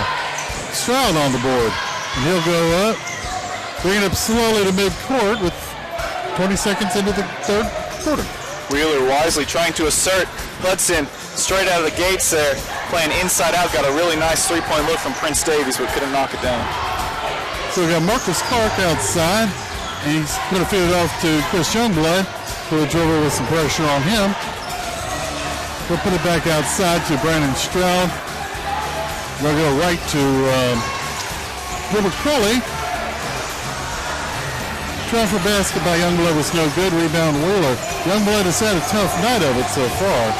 Yeah, they played good defense on him so far. The ball's knocked away going out of bounds, and it should be Wheeler's ball. The Youngblood coming in averaging 20.6. And he's been held to 7 so far. Yeah. And he's got 2 fouls. Kennesaw State head coach Amir Abdur-Rahim in the building checking out his 2 Owls and Stroud and Youngblood. Both of them playing okay, but not great like you mentioned. And Wheeler still has possession. Nash Kelly gets it inside. Spin move is going to be good. Way too deep, way too deep. Did not get their work done early enough. Hudson had 2 feet in the paint when he caught that ball. That's just way too easy for a talented post player like that. And that turnaround shot gives him 10, and it's a 10-point lead for Wheeler. Stroud gets it on the outside. He'll feed to the right. And below back out to Crowley. To Clark over the right side to Stroud. He'll try about a 17-footer and hit it. Brandon Stroud with 8, and it's an 8-point game for Wheeler. Pretty shot right there. Using that shoulder, did not extend the arm or anything like that, but enough physicality to bump off the defender. Had plenty of space to knock down the mid-range. So Wheeler has possession. Get it outside. Try for jump from about 16. No good. Rebound. Still by the Wildcats. And stoppage of play. And it's like a travel. And Royal Maxwell, head coach at East Coweta, is going to call a 30. Good job defensively there. They crashed down on Hudson with a little bit of a double team, kicked it out, trying to get the ball out of his hands. But right here, that's what I'm talking about. Way too deep. Brandon Stroud, no chance to defend that. There was no way to stop him once he hit that spot. And then he answers back with that nice little, using that shoulder, getting some space, knocks it down. But it can't be basket for basket right now. There was an 8-point lead at the half. It's an 8-point lead right now. East Coweta has to get some stops eventually. So we go with 5:40 left in the third period.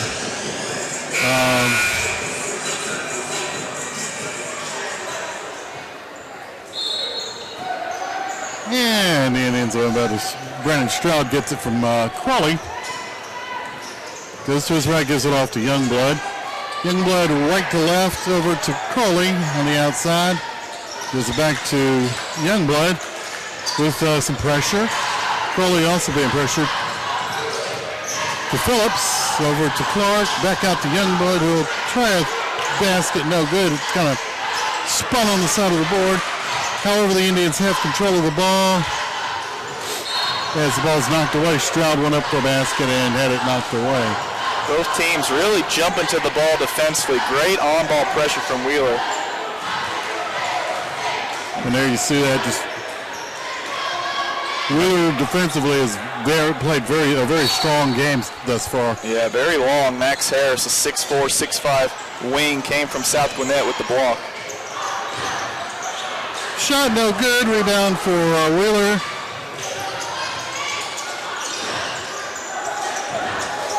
As Jaheim Hudson gets it inside, and that was Hines on the basket. He has 11, and it's a 10-point game again. Well, we're going to have a jump ball as Stroud went up for a basket, but credit the defender with the stop. That last basket again for Hines, way too easy. You see the defender getting spun out of position, and then you take one simple drop step and no one's there. It's an easy basket. They get the ball into Stroud. Stroud's got a couple of bodies in there, can't get the shot up. It's going to go out of bounds and give it off to Wheeler, leading by 10 with 4.5 remaining in the third period. And we're going to get a sub for the Indians. It's going to be Samuel Moss. He'll come in. Clark goes out. As they try to inbound, they do. Wheeler's been impressive without their starting point guard. They're looking good. And what we got? We're going to get, let's see, we're going to get 30 by Wheeler with 4:22 left in the third period and a 10-point lead. And basically, Wheeler, they can do almost anything they want because they're playing better defense. They're getting a good look at the shots. Yeah, I mean, the same stuff. We see that nice jumper from Brandon Stroud, but we need more from him. He's got 8 points right now. And again, the defense just flying by. Someone's got to take some pride in their post defense. You got to get physical. You got to, just stand your ground because they're just getting point blank baskets time and time again. We talked about that in the first half. They got 4 points in the second half. Who scored the 4 points? 2 for Hudson, 2 for Hines. That's the same recipe, and that's what Larry Thompson does. He's always had good big men, whether at Green Force or with EJ. Montgomery, who was at Wheeler, he always gets the ball inside, and those guys always produce, and no difference with Hines and Hudson this season. Well, here we go now. Pass comes inside. Getting it out to Nash Kelly. He'll dribble right to left. Tries to go in, and he'll hit the layup. Oh, man. That's going to be 3 points for him. Terrible. Again, nobody. You beat your first man, and then nobody is rotating to give them anything at the rim to protect it. They got to change that really quick. Try for 3 from Williams is no good. Phillips tried to put up a couple of shots, but they have them knocked away. Wheeler will control and putting it up and getting it in was Hines again, and he's got 13, and it's a 14-point lead. This is a danger zone right here. East Coweta needs a bucket. We're going to get a foul, I believe, on... Again, Stroud, somebody has to get in there and contest. You don't have to block the shot, but at least somebody has to make a little bit of an effort. Again, Kelly just getting straight to the basket. Nobody trying to step in and do anything to stop him after he beats his first defender. Well, Prince Davies was nailed with his first foul of the night. First on the team. Brandon Stroud put up an ugly. Yeah. He comes in at 61%, 48 out of 80. As Josh Cameron will come in as sophomore. East Coweta needs a spark. They need a spark. I know Moss gave it to him at the end of the first half, but they need something right here. So here goes. Stroud will put that second one up, and no good. Rebound by Stroud. And we've got another air ball on that one. Wheeler will get the ball and come up court. And we're going to get a basket and a foul on East Coweta. I feel like a broken record. Who wants to step in? Who wants to step in? A little swipe? That's not good enough. That's not good enough to win the region. That's not good enough to win a state championship. East Coweta, they got to get back to the basics. They are at home right now. This is a huge game in Region 2. They are letting it slip away again with Wheeler's best ball handler not even playing right now. They have to turn something around. And Maxwell Harris got the three-pointer, 67% from the line this year. Williams just has it blocked, and the Indians have it, and I think we're going to have a timeout called, and it'll be the 30 by Stroud. And there you see that. 11-2 run to start the third quarter. East Coweta with 2 Division I signees, which is 2 points right now. Something that I could never foresee. Chris Youngblood, he was tremendous. I watched him so much over the summer. Just one of the best all-around scorers in the state of Georgia. You got to give so much credit to Wheeler's defense at length at every single position, really hindering what East Coweta likes to do, mainly Mr. Youngblood. And Josh Cameron just got intercepted. Try for three from Nash Kelly is no good. Rebound East Coweta. Off to Youngblood. He'll go up and stuff it home. And 9 points for the senior post player. And ball goes out of bounds. Still Wheeler ball. That's a good start right there. Get out in transition. Get your star player going. He is a pit bull. He is a bulldozer when he gets downhill. East Coweta's best offense has really been in transition. They haven't done a whole lot in the half-court sets against that Wheeler defense. So they got to turn over Wheeler, get some stops, and get out and run right now. The Wheeler has possession, and they're trying to draw off a corner of the court. But if Youngblood can get going, then that will get East Coweta back into the game. But right now it's a 15-point lead for the Wildcats. And now they're about to inbound. Maxwell Phillips will get it. Harris, rather, will get it. And we're going to have a battle underneath. Jump ball. And I think I want to say it's Wheeler's ball. Yeah. Possession went to the Wildcats. Ball is thrown away. Phillips flicks it up. No good, but there will be a foul on Wheeler. Indians extending that pressure, picking up full court, trying to get Wheeler a little flustered, trying to pick up the pace. It works out right there, but they're going to need some more of that. Well, Isaiah Phillips is going to shoot. Free throw, first one up, no good. Now this is something that's a big bugaboo. Missed free throws. Yes. I mean, the stats I check on some of the players, some are shooting 30%. I mean, that's 3 of 9. It's the second one. Yeah, 3 of 9 today. They are not shooting well at all. That's gimmies. And we're going to get a blocking foul. But I think my youngest brother played varsity basketball when he was in high school. He was a 90% free throw shooter. Oh my goodness. You know, he just got it there, concentrated, put it in. Yeah, you don't see that much often anymore. I mean, it's just a mental block. It's just, I don't know what you want to credit it for, but it is tough to put the ball in the basket for some of these players. The concentration was something told to me by former Jonesboro Northgate coach Matt King years ago. That concentration. Concentrate should make 65-70%. Basket is going to be good for Jaheim Hudson. He's got 12, and it's a 17-point lead. So long, so big, the lefty hook. No one's going to block that. Moss put it up, no good. And Keith Williams will get the basket. Let's see what we got. Technical foul, I believe. Somebody, I think, may have grabbed the rim. But right now, Austin Colton is going to go to the line. 67% free throw shooter. Oh, we did have a foul. Okay. Just a regular foul. Got to capitalize. First one is good. First point for the freshman. Second one up. In and out. So it's 44-30. Indian substitution, number 5, Brandon Stroud is coming back in. Giving it off Keith to Williams. Williams dribbles out. Push on him from Gamery. Goes left side, try for three. By Moss is no good. Rebound for Wheeler. Get across court to Gamery. He'll try a three. No good. It was deflected, but they still pick up the loose ball. Gamery gets it on the outside.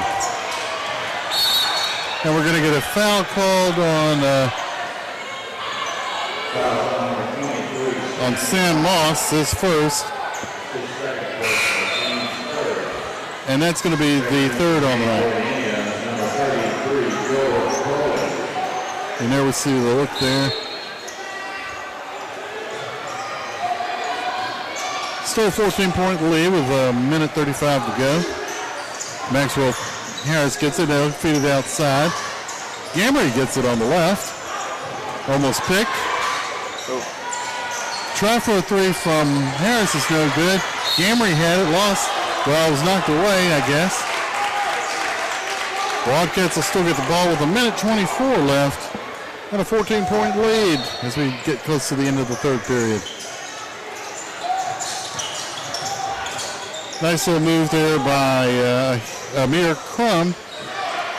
Shot goes up, no good. Stroud had it for a moment. Whoops, now it's pocket picking time. Colton gets it. He has it knocked away, and my guess it's going to be the Indians' ball, and we're going to get a couple of subs in here for EC. Youngblood and Clark will come in. I feel like Wheeler's winning the 50-50 balls right now. They're just a step faster to everything. Even on that last possession, didn't score, but really had the East Coweta defender scrambling around. A couple guys had open looks at threes, couldn't really pull the trigger. But East Coweta still not very comfortable today. And that's just we careless. just had another boo-boo there. It's Brandon Stroud was backcourt violation.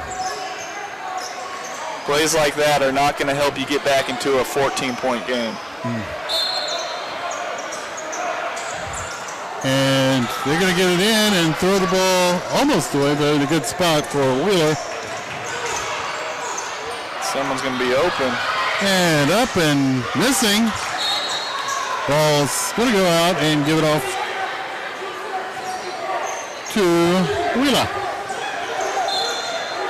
I think he just missed that. I don't even think Youngblood really touched that one. And we're going to get a foul underneath, I think.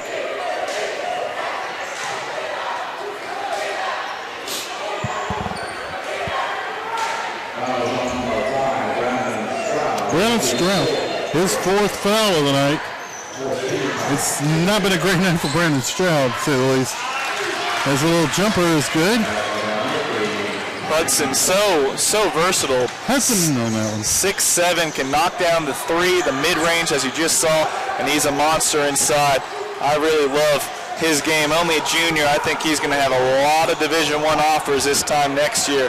A really good kid. And if I'm Amir Durrahim, who's in here checking out his future Owls, put Hudson on the list as a guy that needs an offer if he doesn't already have one.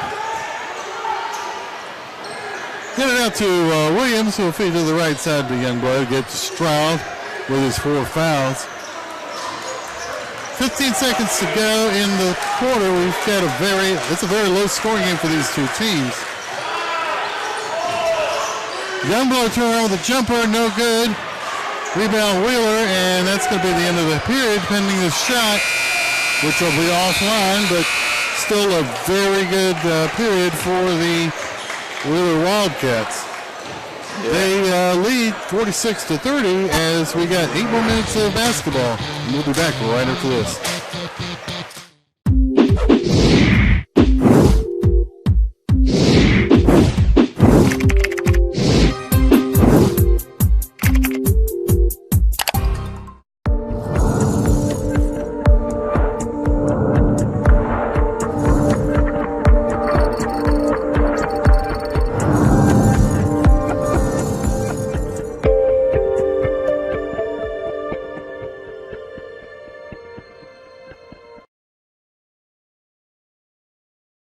Warren Street. We're not just a restaurant, we're part of our community. Check out their menu and their story at jacobstable.com, and the passion you taste in their food all makes sense.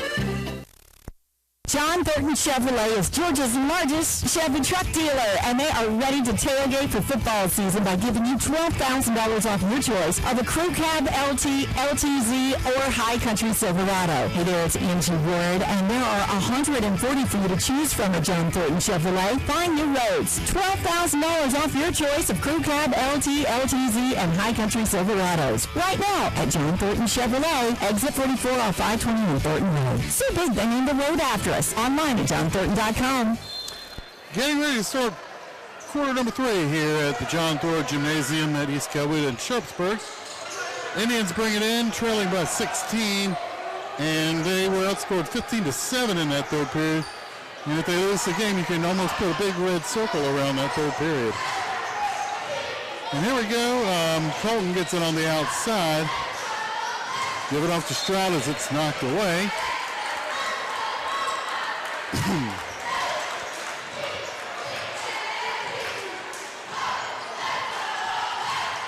And they inbound to Colt outside. We go left to Stroud. Stroud playing with 4 fouls, and it's called, well, they're going to be a foul.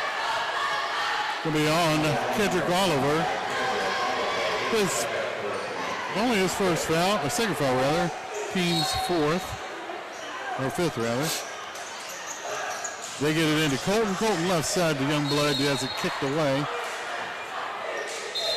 Wheeler's depth really been on display tonight.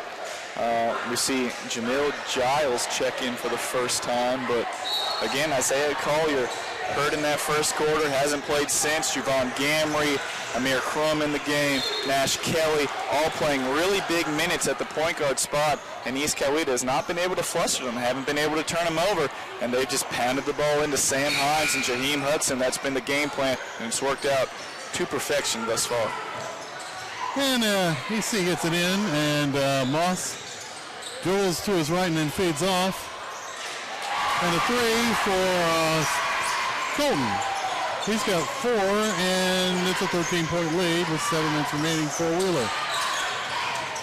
Jammer gets it, he feeds it off.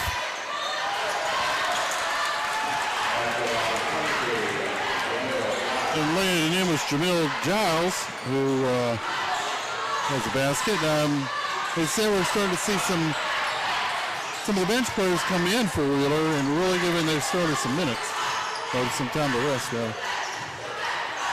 Shot by Stroud is no good. Moss gets the rebound, flicks it up, no good.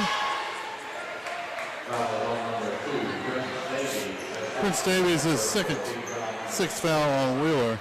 And we're going to get a sub in. Yeah, you see Jamil Giles just hopped off the court. Looked like an ankle injury. That's why we see Hudson back in so soon. Second injury for Wheeler. And the most troubling side of this, just looking at the bench, do not see Collier on the bench. Possible concussion maybe? I'm not sure what the issue was. I know it was a very hard fall, very, very hard. Don't know if it was a head thing or if it was a hand. I mean, he fell awkwardly, maybe even his back.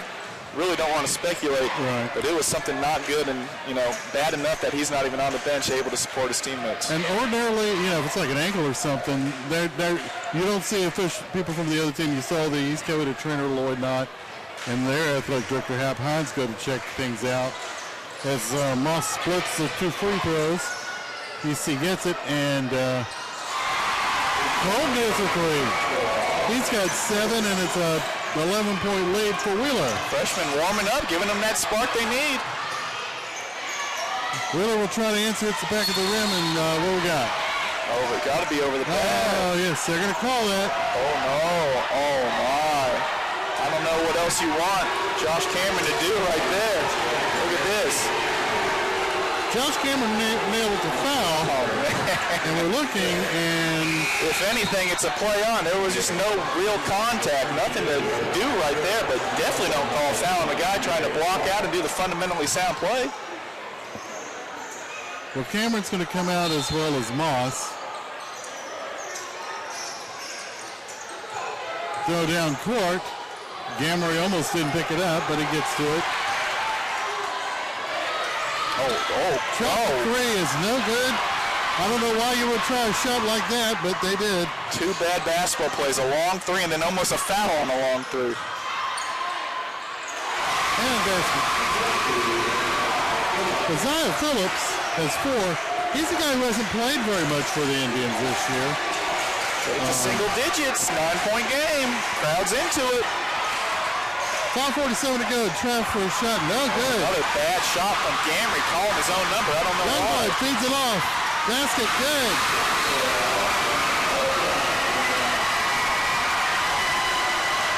And Austin Colton with the basket.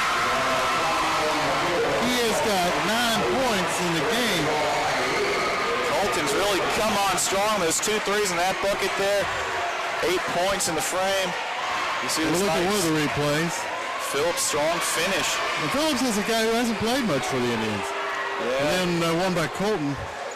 But really, I mean, Coach Thompson, you can't be happy. 2 ill-advised shots from Gamry, that 30-foot three, and then another, rush pull-up, doesn't even hit the rim, hits the bottom of the backboard. Those lead to runouts. That's what East Coweta's been able to score, scoring in transition, and now all of a sudden, it's a 7-point game. And bear in mind, we were at 46-30 when this period began. East Coweta's put up 11-8, so they're slowly chipping away, but they've got to stay smart. They got to stay smart to get any more of a run going. And on Wheeler's side of the ledger, they've got to get back with what got them here.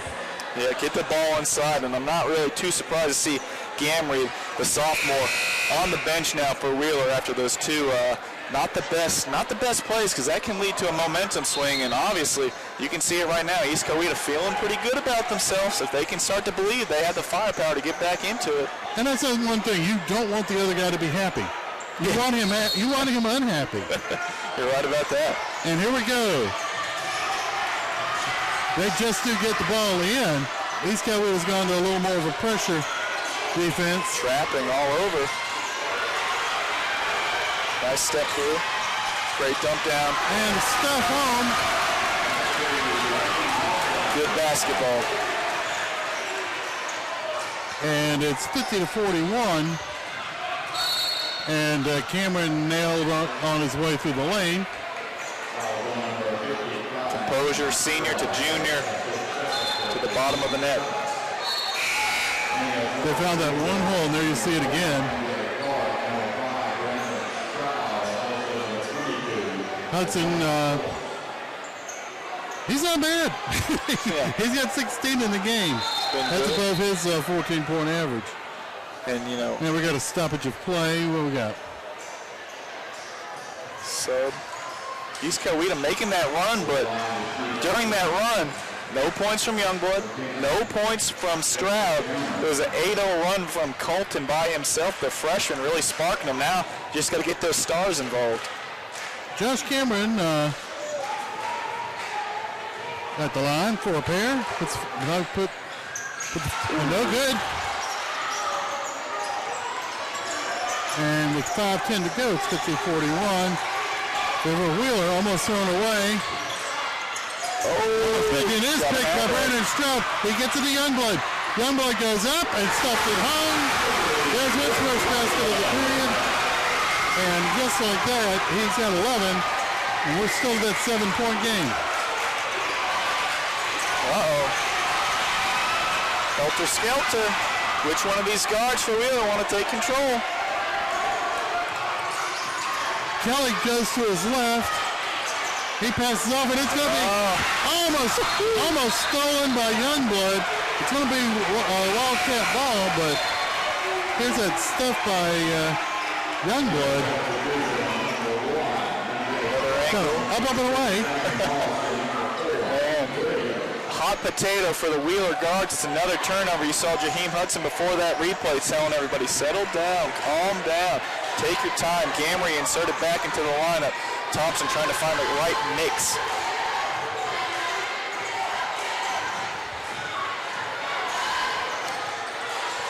Still about 4:23 to go in this one. Shot no good. Kind of a not so good shot attempt. Wheeler will get it. Harris to Gamery on the outside. Top from about 18 is going to be good by Hines. First points in the period. He's got 15 in the game. A turnover by the Indians. Wheeler's got it. Turn around, no, and good. And that goes to Hines. He's got 8.5. 17 in the game. And it's a 11-point lead again for Wheeler. Yeah, clock starting to be the enemy of East Coweta. Just under 3:30 remaining. Colton looks for help and gets it. Now flick left side to Moss. Moss will get it to Keith Williams on the left wing. He's tripped on the way to the neighborhood. No basket, but blocking foul is called, and that is going to be the 8th on Wheeler. Aggressive drive. Williams has been quiet today. 4 points, 5 rebounds, 3 assists, but comes in averaging over 11 a night. Williams a 60% free throw shooter.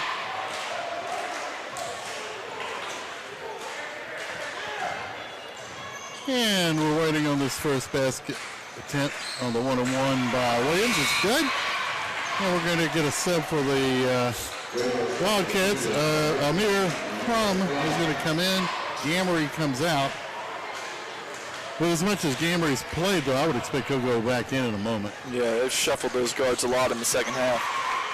Second free throw by Williams is good. He's got 6. The lead is 9. Turnover. And East Coweta will get the ball.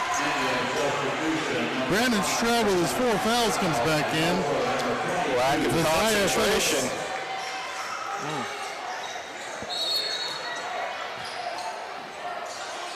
And the Indians want to inbound, but threw it off the player and it didn't. It worked. Sometimes that play worked, sometimes it didn't. East Coweta will still retain possession. Youngblood will inbound that one. And he'll feed off to Stroud. Stroud to Youngblood outside. Under some pressure. Giving it off to Stroud. Turn around, jumper is going to be in for Stroud. Wow, that is a tough shot. Stroud with 10. And it's a 7-point game again. Tough shot. Looked like a force, but it went down. Phillips steals it, and promptly they throw it out of bounds, and Wheeler gets possession of the ball. Got a little out of control on that one. Yeah, this hectic pace has really helped out the Indians. Look at that tough shot in front of Sam Hines right in his face, and then the steal from Phillips couldn't quite find his man. He just kind of got himself messed up there in the lane, and ball went out of bounds, and Wheeler's going to get the ball back, leading by 7. And there we go. We got, timeout. in all likelihood, a 30's have been called by Larry Thompson. No, it's going to be a full. I think they're probably, my guess is they're out of 30's. They understand you can't take them with you. Well, yeah, I got to make sure everyone is calmed down, settled down.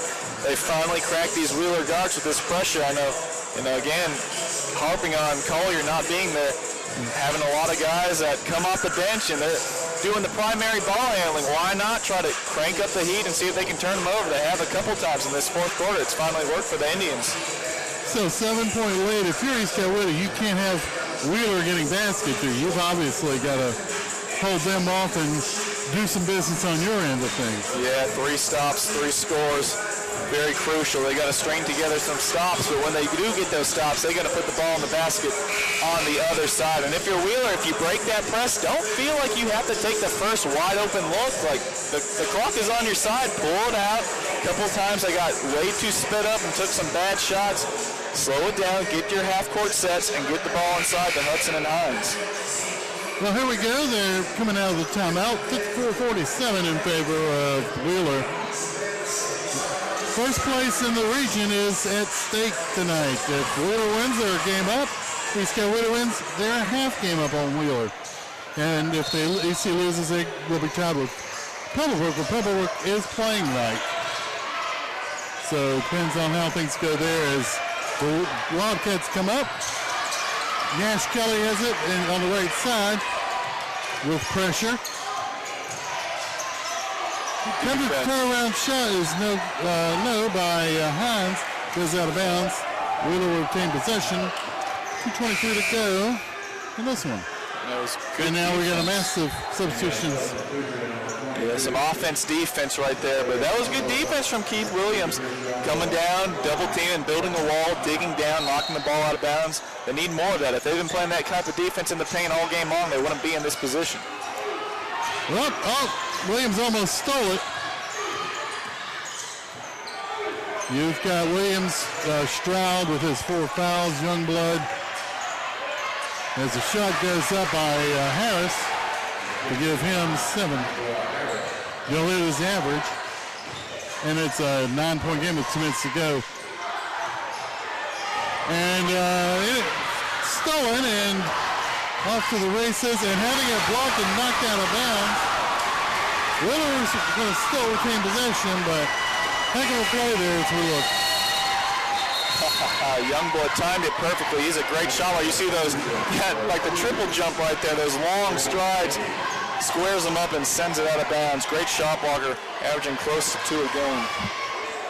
So here we go as Wheeler gets ready to inbound. And they're had to wipe something off right quick. There is pressure. Had to go all the way to the back court to get the ball in. Going home, trying to stuff, no good, but Prince Davies with the follow. That hurts. That really hurts. Got a basket? And we got a basket the other way. 58-49 with 1:30 to go. Got to get the ball here for East Coweta. And we're going to get steps. That's one way to get it, is have the other guy turn the ball over.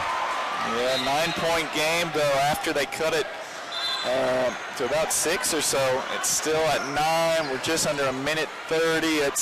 It's getting tough. They're going to have to knock down some shots. Just looking at the 3-point shot, I don't know. They hit 2 from Colton in this 4th quarter, but other than that, they haven't made a 3. Well, they're getting ready to inbound. Williams will give it off to Colton, who will feed back. Williams on the left side. And your main ball, Stroud's getting fouled. He'll go to the line. But you need your main players, obviously, Youngblood, to get it going, because he's only got 13. And one of the other shooters is coming back in, Moss, along with Josh Cameron. So they're going offense, defense. Stroud has 4 fouls. And they're going to need offense from him as he misses the first. Yeah, when Youngblood and Stroud combined for, looks like they only have about 21 points between them. That's not it. I mean, Youngblood averages that by himself, and Wheeler's just done a tremendous job on them defensively. And the second shot by Stroud is good. He's got 11. When he comes out, like I said, he's got 4 fouls with 1:18. You get offense, defense it with him. As they come up court, and it's almost picked off. Well, we're going to have a foul. I could call it right before he did it. I mean, you knew there was going to be a foul in there. Oh, yeah.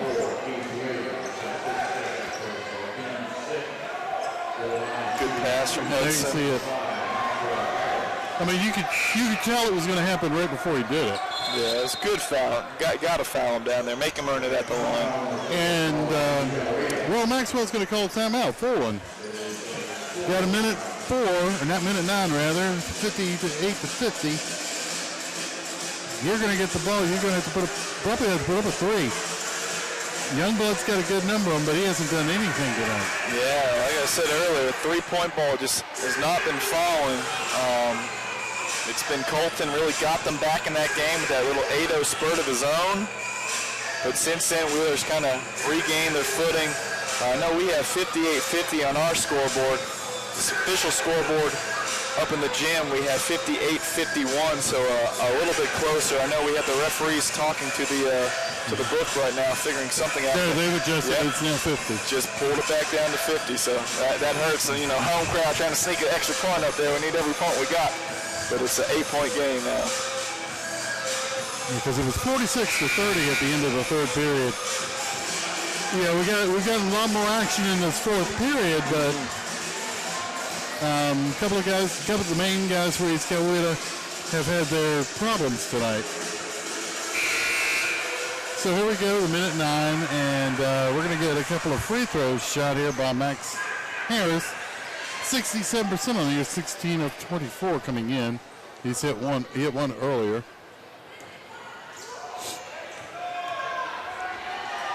And goes up, good. 59-50.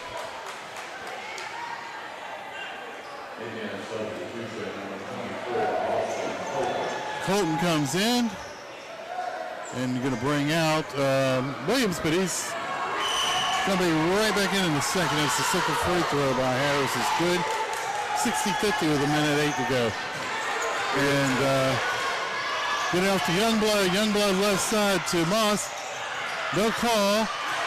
Cameron tried to put it up, and it was blocked. Wheeler gets it. Nash Kelly, right side. Almost stolen it, but they're gonna call the foul.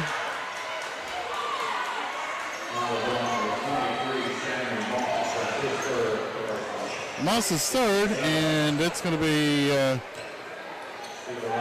1-1 time for Wheeler as we're at 51 seconds to go in the game. East Coweta had their opportunities in this period and just have not totally taken advantage of it. Yeah, they're going to have to play this foul game, try and trap real quick, but 51 seconds left, you're going to have to foul, and you're going to have to foul quick. Well, they missed the first, so they got to get up the court like now, and they do. Jumper by Youngblood's no good. Moss with the rebound, turns around jumper, is offline. Rebound Wheeler, and that'll do it. That's about 30 seconds to go. And what have we got? I think somebody just called a timeout. Yeah, it might have been a Wheeler timeout, it seems. Well, like I said, you can't take them with you. It's a full. They're evidently all of us are over the 30s. 32.8, 60-50. Wheeler, we can almost call this one. They're 13-5 overall, 5-1 in the region. And they're going to play a non-region game tomorrow. They're going to play Shiloh. Well, the Indians have dropped to 12-6, 3-2 in the region. They're going to be, Pebblebrook had a game tonight. I'm not sure how they did. But Pebblebrook and East Coweta will meet on Tuesday in Mableton. So that positioning is so important for the region tournament.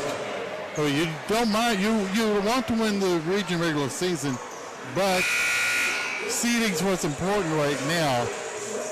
And the Indians, they still got, they've got Pebblebrook on Tuesday. They'll have to play the same Wheeler bunch up there in a couple of weeks. So that'll be quite interesting. Yeah, and just a tough game when you got 5 points combined from Stroud and Youngblood in the fourth quarter.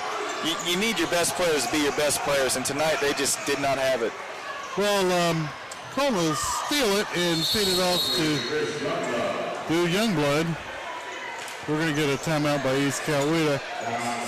Youngblood's only had 13 tonight. That's 7.5 below the average. Yeah, great defense. Wheeler, you can't credit them enough. They've been really good today. Again, losing Isaiah Collier in the first quarter. You got to go to your backup guards to play essentially the entire game. They did fine until the fourth quarter when that East Coweta press kind of shook them up for a second. But Wheeler is so good defensively, and the game plan was to establish Jaheim Hudson, 6'7" junior, and the 6'6" senior going to Denver next year. Sam Hines inside him. They did that. Hines, 17 points, 10 rebounds. Jaheim Hudson, 16 points, 11 rebounds, 5 blocks. I knew coming into this game, how will they deal with Wheeler's length inside in the paint. They did not deal with it very well. Did a little bit better in this fourth quarter, but the damage has been done, and it's an 8-point lead with 23 seconds left. And here we go, and feeding off to Gamry. Gamry will go up the middle under some pressure. Oh, my. Ball is going to go out of bounds. Well, if nothing else, the last 17.10 seconds will be interesting. Yeah, with plays like that, you never know. And here come up court now, try for three. They haven't started the clock. Oh, they haven't started the clock. Come on now. I'm going to put on, I would say there's probably 14. Yeah, we'll see what they decide. I say 12, 13 maybe, 12 or 13 seconds. We'll see how generous they are. One of the officials has come over to talk to the scoreboard operator. Operator scoreboard is down to 10-2. They were pretty generous there. Yeah. So it's knocked away. Colton will try a shot and miss it, and that's going to be your ball game. Oh, well, we got to do a foul. We got one more with 1.2 seconds. And it'll be a 1-and-1 coming up, but it's just a matter of Wheeler's very good, and the two main guys for the Indians just didn't have their A game on tonight. Yeah, it's a really gritty, great win for the Wildcats, 60-52. Great win on the road in a hostile environment. And that's going to do it. 60-52 for Wheeler. They are now 13-5. With a 5-1 region record, holding on to first place. And we're going to look at how things went today. The Indians are up to 12-6 and 3-2 in the region, tied with Pebblebrook for now. Pebblebrook had a game tonight, and I'm not sure how they did. And here comes a couple of highlights that we're looking at.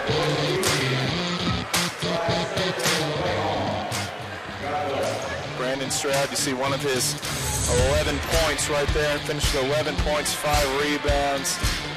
Jaheim Hudson, he was the story. 16 points, 11 rebounds, 5 blocks. Chris Youngblood with the dunk in transition. He finished with 13, 7, and 5. But Hudson, again, too much. I'm sure we'll see some Sam Hines highlights eventually. He had 17 points, 10 rebounds to lead the Wildcats. Just not enough for East Coweta. Austin Colton, the freshman, 9 points, really sparked him in that fourth quarter, but too much of this right here, Jaheim Hudson's. Okay, well, we had a good time tonight. East Coweta girls were winners in their game. Wheeler wins the boys' game. On Southland Sports, we're going to have going to be coming from McIntosh on Tuesday night with some more basketball. For Kyle Sandy, my name is Stuart Crosby, and you've been watching high school basketball on Southland Sports and listening on Stream City, and everybody have a good night.